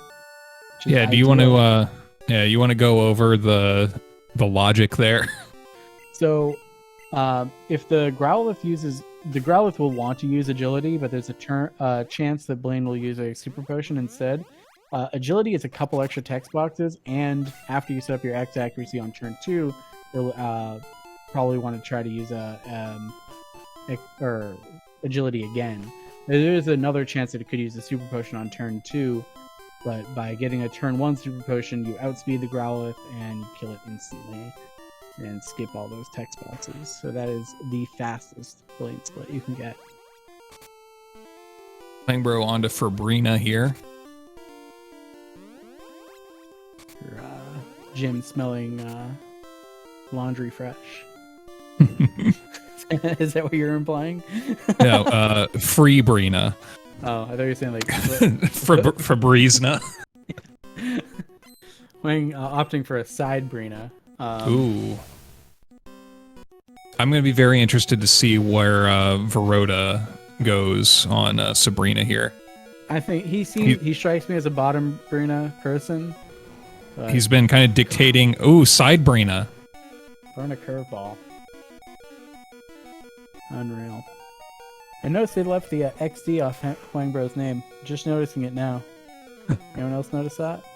Well, he is Hwangbro, I think, in SRC and on speedrun.com, so. I see. I had asked him how to properly pronounce Hwangbro. And then mentioned that I would just end up calling him Broxed. But it would not work here. Alright, Hwangbro making out of the fight. Viroda just one Pokemon away from finishing it up. No Gen 1 misses for Viroda. He's through.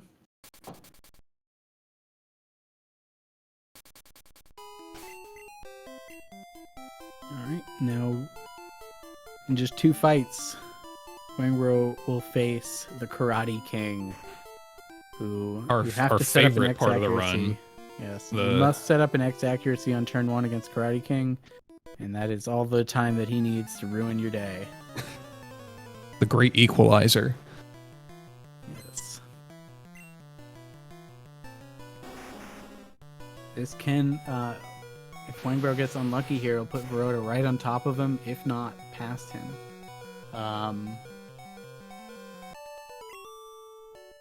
See how he decides to navigate this. He should save. He will. save, and Karate King will decide Hwangbro's fate.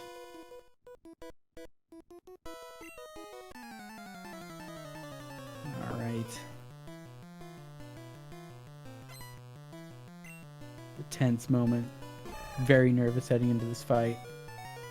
Always. Here comes the exact. There's a low kick. Non-crit. Oh. All right, he's good. Yep. Hwangbro safely through. Viroda also saving. It'd be ridiculous not to, honestly, in a race. Yeah, especially when you're this close. Both runners here on pace for excellent times as well. All right, here goes the Machoke for Viroda. X accuracy. X attack. Viroda's fine. He'll drill. He's safe. All right. Next thing their runners are going to hope for is in Giovanni. Wartab getting they need to hit. Wartab getting the double agility there on the Growlithe. Always happens when you're in last place. It's like guaranteed. The rich get richer, the poor suffer slowly.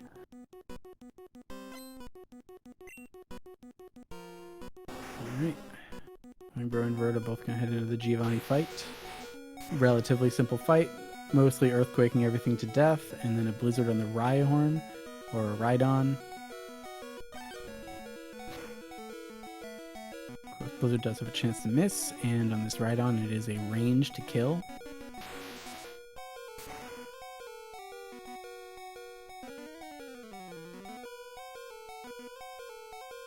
Hopefully no drama there, though.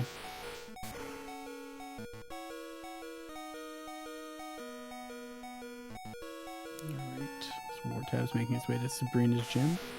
Again, more earthquaking things to death in there. Hwangbro crits the Rhydon, so skipping the range, just finish it off.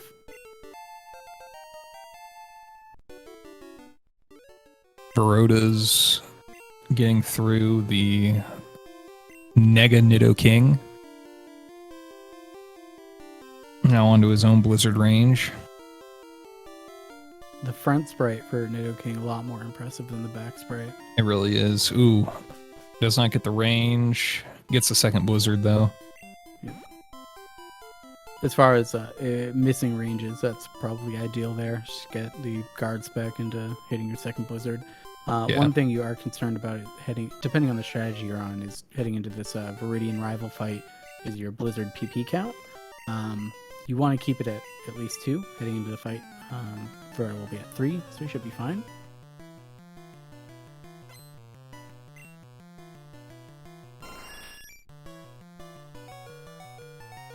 And another very execution-heavy portion of the run is the Lorelei split from Giovanni all the way up to Lorelei, where this fight is very procedural, and then you're working your way through Victory Road and text boxes and pushing rocks and menus for your applying strength and using your bike and everything.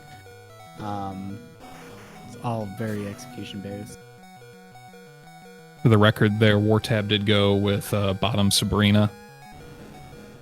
So all runners have made their opinions known on the matter. Yep. Get it on the spreadsheet. Of course, offsetting the universal RNG for Viroda and Hwangbro, so we'll probably see some interesting Agathas coming up.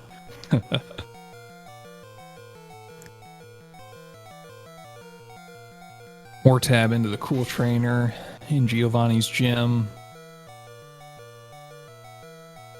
Viroda and Hwangbro almost synced up on sprite changes here. Yep, Viroda just a couple Pokemon behind. Pretty much maintaining He's held the this, same position he's had since Erica. Which, for Viroda going up against Hwangbro, that's no small feat. Yeah, it'd be impressive for anybody. Victory Road is going to be interesting. I've got over-under at 1 Swag Boulder. I don't see either of them doing it right now. They're still going for pretty good times. I wouldn't put it past Wartab So let's get that in the chat. Over under 1 Yeah, over under Sky 1, Miller I think is. between Hwangbro and Viroda.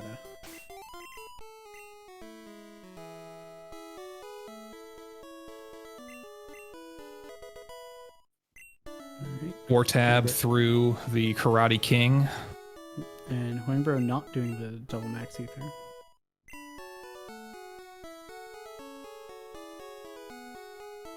Is that a he feels confident enough thing, or a just really don't need it? Just a routing thing. I think it's because he does PP up. Since you have the extra. Yeah, you would he'll have the horn drills available here for Lorelei.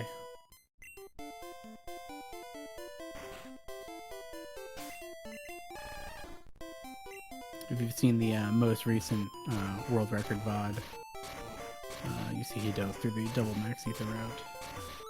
But switches it up for races.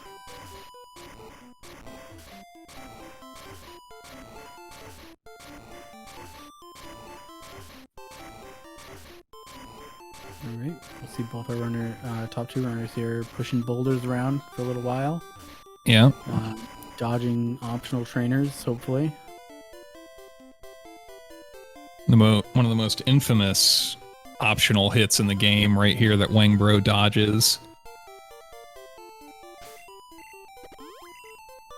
If you're familiar with the Summoning Salt Pokemon Red video, Oh yeah. you'll know that the controller did not press left. Of course, we've seen multiple people that come to Gen 1 from Gen 3 running into that first optional. Yeah. Because it's a 1 tile difference in where it is. Or in the column that it looks down. Wartab safely through Giovanni.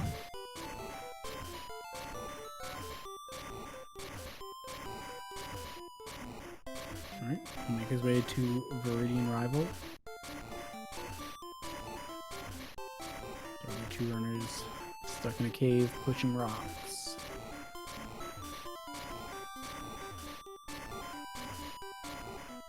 The bicycle music really does give the Victory Road a different vibe than I think Game Freak was going for.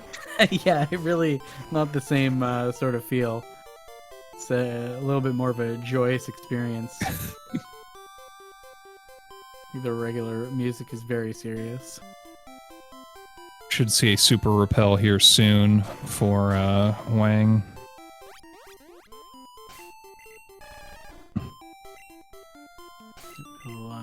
There it is. Very clean menu.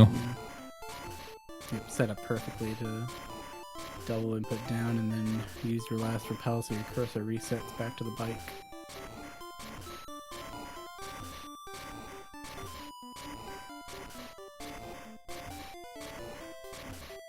Alright, Wartab hits his blizzard on the Rhyhorn there.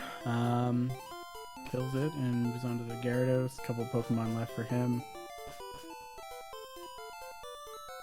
Hwangbro through Viroda on his last boulder.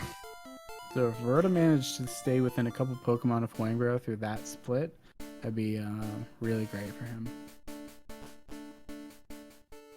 Because Viroda also on pace to probably be the fastest second place time of the round 2 so far. Which is perfect. I'm sure he'll be perfectly fine with. So All right. probably not going to see Viroda going for a win here. Might just play for Yeah, second. we're going to see Viroda going for a really good second place time. Probably take just enough risks to stay safe or stay fast, but And there's still a chance that Agatha can, or even Bruno can sometimes mess people up. every fight from here on, depending on the decisions you make, can really screw things up. Lance, of course, can just screw things up anyway. Hwangbro doing swapping to his bird. This is the hardest fight in the game for Viroda because he does have to kill a dugong. Can be hard mentally. Look at its face. Look at those doughy eyes. His tiny little horn.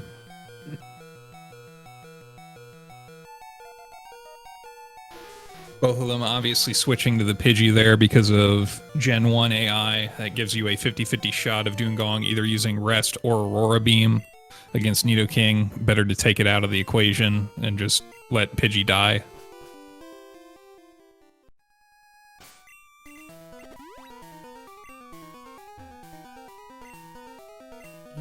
Wartab, a little bit of a issue heading up that super repel menu there. Does look like Viroda maintained the gap there. Yep, just about 2 Pokemon.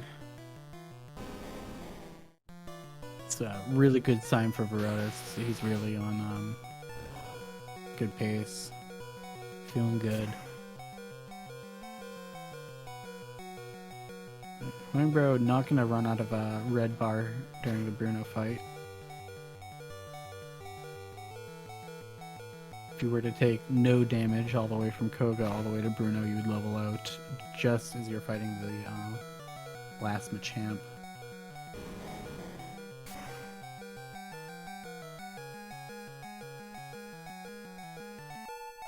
Gets a rock Missed throw. rock throw. Yep, so with that 1 extra HP that Viroda had and not taking any damage, he'll do exactly what I was just talking about. He'll level out of red bar. It is funny going into how Machamp. how that did end up coming in. All right. Hwangbro preparing for Agatha here. He's going to super. We'll see a rare candy. So we'll be at 72. This makes the Gengars better. So the ideal fight here is to see Nightshade right off the bat. The worst case scenario is get put to sleep or confused and hit yourself. It's a lot of things that can go wrong here and during Agatha. And she can keep doing it over and over again. He'll set up his We want the Nightshade to get back into Red Bar Dream Eater there, you know. Fine as far as it goes. Doesn't kill you. So yeah. Doesn't speed you up, doesn't kill you. We'll see if Viroda can get a little bit of an edge here. Yep, if Viroda were to see Nightshade here, he could make up some valuable time, putting him just a little bit closer.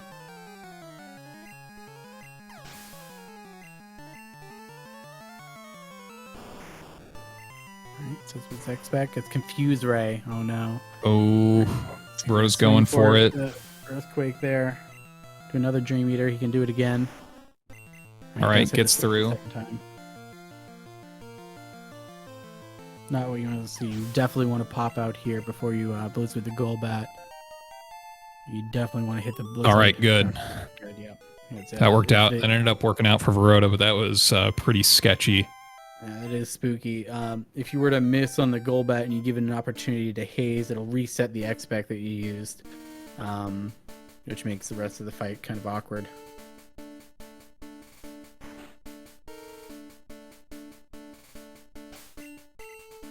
Right, Hwangbro elixiring and supering before Lance. Single super for him? Or he's gonna potion as well? Oh, super and potion. Okay. And a save, of course. Playing it safe here. At this time, absolutely the right thing to do.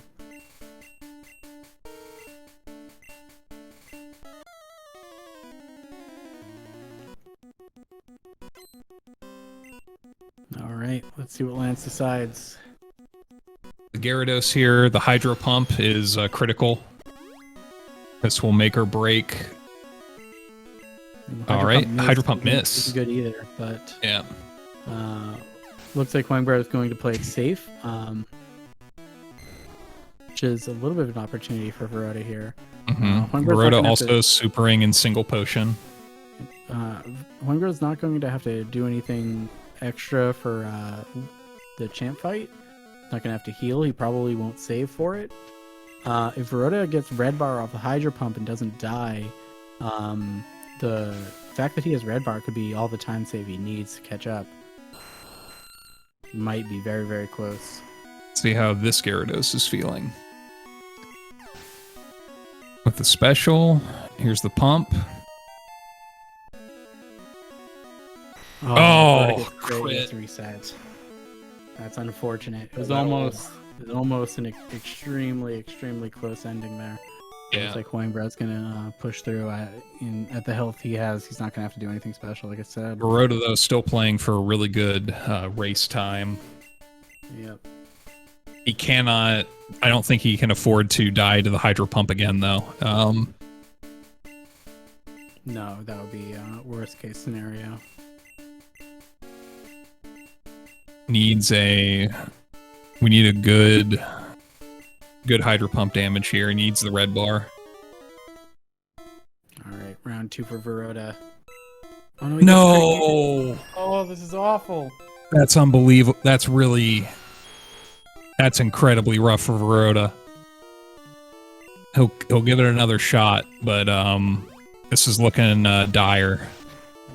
We almost had an extremely close finish here with Hwangbro drilling on the Pidgeot.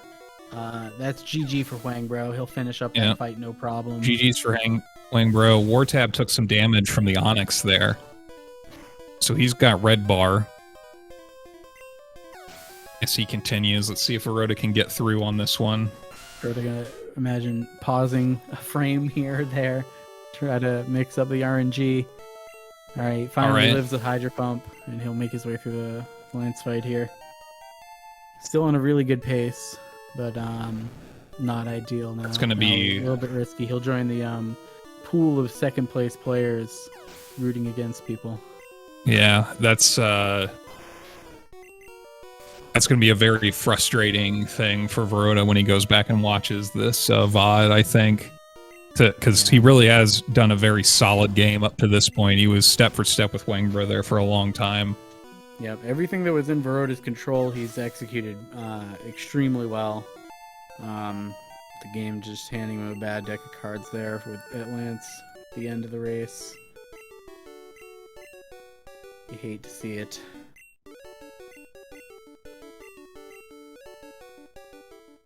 Hwangbro finishing looks like a high 152. Pretty dang good. Pretty dang good, man. It's a heckin' fast runner.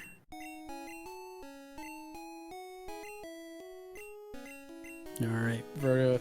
So for a drama-free champ fight to clean it up for Viroda. Still a very solid time, regardless. Wartab, it looks like getting through Agatha relatively drama-free. Alright, Viroda safely through the Pidgeot and is drilling. That's GG for Viroda. Probably. GG's for Viroda. And then all eyes will turn to Wartab.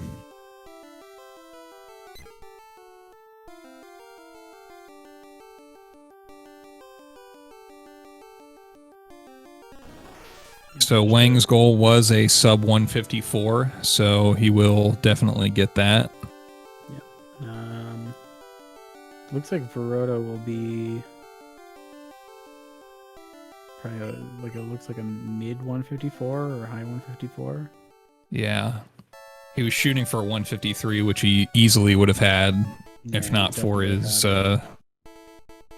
yeah, he would have probably just been finishing up just about now-ish. Yeah. 10, 15 seconds behind Hwangbro.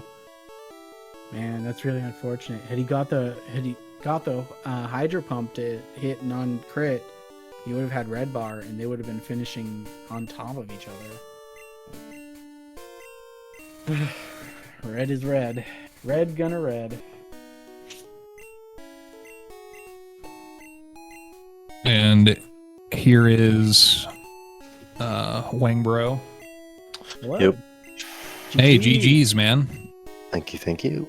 It was a very tight race there for a long time. I don't know what you saw from Viroda. I was watching the whole time, basically. So okay.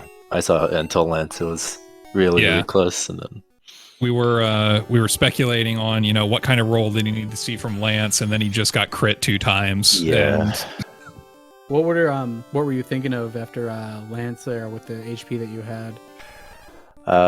For me, I actually didn't know if if I had gotten the miss and Viroda had a perfect lance and champ, if I still would have won. So I was a bit on the fence and just went for it. And then I saw that he got crit, and I just thought, oh no, like that's not what I want to see. But yeah, it was. Had he gotten the right damage there from the Hydro Pump, it would have been extremely close.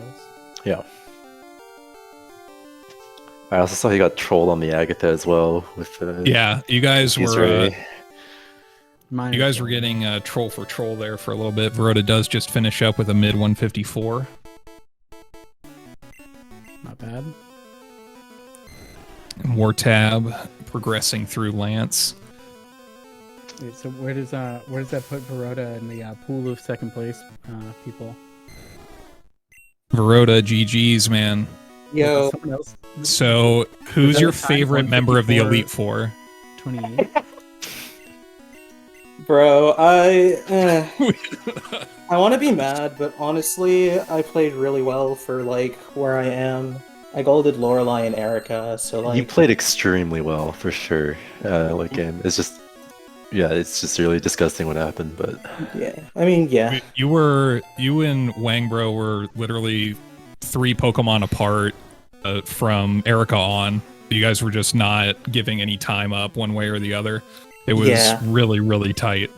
I was watching the restream and like for a long time I was about the difference in like stream delay behind Hwangbro, so I was like kind of using that to measure like how well I was keeping up. And So you actually I did it pretty tied Flutz's time with a 154.28. yeah, Slayer 2, but Slayer had a better one, right? Or something like that. Did his? Or no, I think go Flutz had the better 150? one. Yeah, I think Slayer had a Slayer's got 29. 29. Wait, Slayer had a 29? Slayer had a 54.29. Flutz has a 28 according to the spreadsheet. Let's go. I'm not gonna say that word. Actually, sorry. So I think that makes you tied for third best Yeah, second place X time. Mini says third. Yeah. No, because Oh, it says Slayer had a Yujito 28, but it was also. rounded. Yeah. I So think this- I'm behind those guys in Yujito and K-Chill. So that's pretty unfortunate, dude. All of our starts were so bad. What happened? Like, Yeah, wartab had to reset for an optional in Viridian Forest. Oh god. And after that, though, he hasn't really made that many mistakes. Yeah, that's pretty much been the gap the whole time, right? Yeah. That's really, really sad. Viroda, I wanted to ask you, what were you thinking when you were watching your HP tick down for the Koga self-destruct?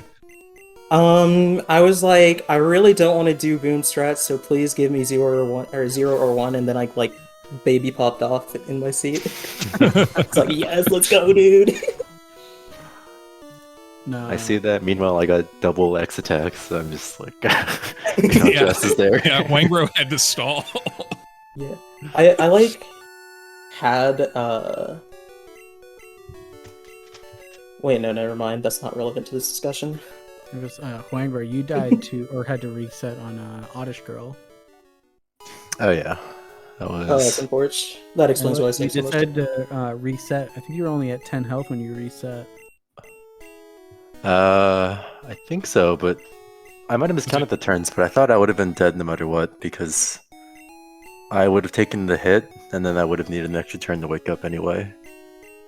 Oh, do you like that 0 turn sleep? Yeah, that was sick. I saw that from you too. That's clutch, dude. It's like this guy right here. I'm also got sleep powder. I'm like, okay, maybe this is a good buffer since I reset, and then you instant wake up and have better red bar than me. Dude, I was like about to hold soft reset, and then I woke up, and I was like, yes, dude. GG's for Also, let's go Wartab, yeah. Yeah. I'm happy you stuck with it. But being down that much to begin with, like, has to just suck, you know? Yeah, And I not mean- many opportunities to come back from that. He said that he focused most of his practice on the manips, and he did those pretty well.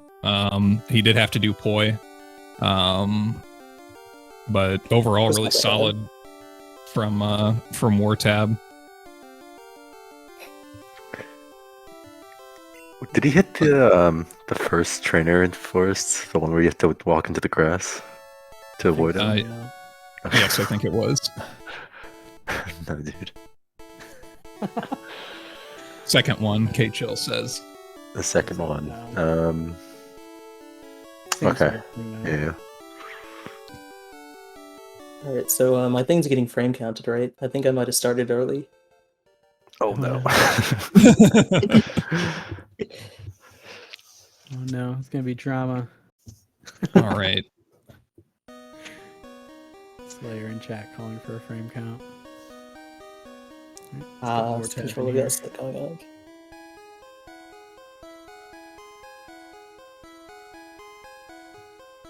So, Wang and Viroda in our pre-race discussions, both picking Araya as their favorite for the tournament. Did I? You hedged, but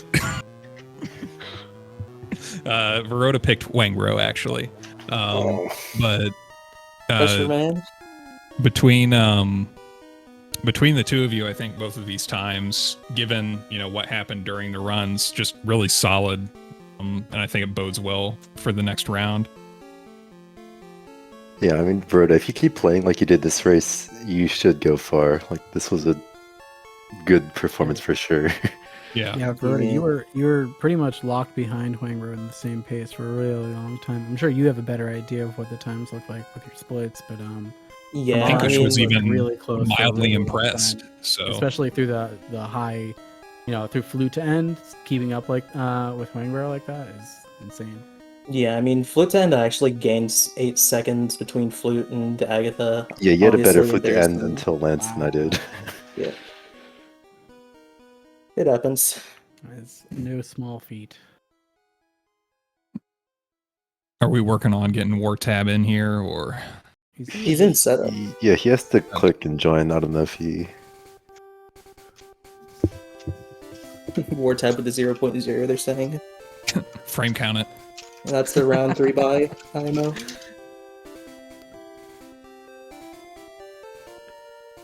I'm not sure what's going on with that. So do you guys have any shout outs? Anyone you want to thank on your way out? Wartab, welcome, and GG's. Thank you, I guess. Do you want to talk about what happened there in the early game? No, I promise. No. This, I like my controller. Sometimes when I press a direction, especially when I press up, and then like change direction, it sometimes just keeps pressing the old direction. And it's been fine for like, I don't know, the past 2 weeks. And now he just did that. It made me both lose moon manip and run into the optional. So I don't know how much time that loses, but I'm guessing like 2 to 3 minutes. Yeah. I mean, to be honest, those two mistakes were basically your only time loss for the run. Obviously, the menuing stuff makes a difference, but after those mistakes, you really didn't drop that much time the rest of the run. It was, yeah. It wasn't for that. And after Viroda's deaths at Lance, you probably could have been right there. It's really unfortunate. So we will be doing a fundraiser for a controller drive for Belgians in need. No, because I'm not going to be playing red after this for That's a year. right. Yeah, Wartab actually gets the #1 prize, which is not having to play red. He can go back to his 3DS exploits. There's a very good chance I'm joining you. Not on 3DS, but in the out corner. All right. Well, that Well, was a great race, guys. Very entertaining there at the end. Any final words? Thanks. Shout outs? Super proud of how I played, and if this is my only race, then good job, organizers, including me. Great tournament. 6-star. Yeah, shout outs to the racers. You guys, GG's. Shout outs to the commentators. And then I was in chat the whole time and saw enough pasta to feed a large family. So shout outs to everybody who's spammed. And hope we don't get banned from speed gaming. Yeah, we'll just retreat back to SL Weed stream. Yeah. Yeah, thanks Speed Gaming for having us once again. Thanks to my co-commentator Spitball Hero. If you are interested in Red Racing, join the Red Racing Discord. We're hosting races every night. I cast them sometimes. Other people do too. Come join us. Red Racing is awesome. Agreed. All right, have a good night.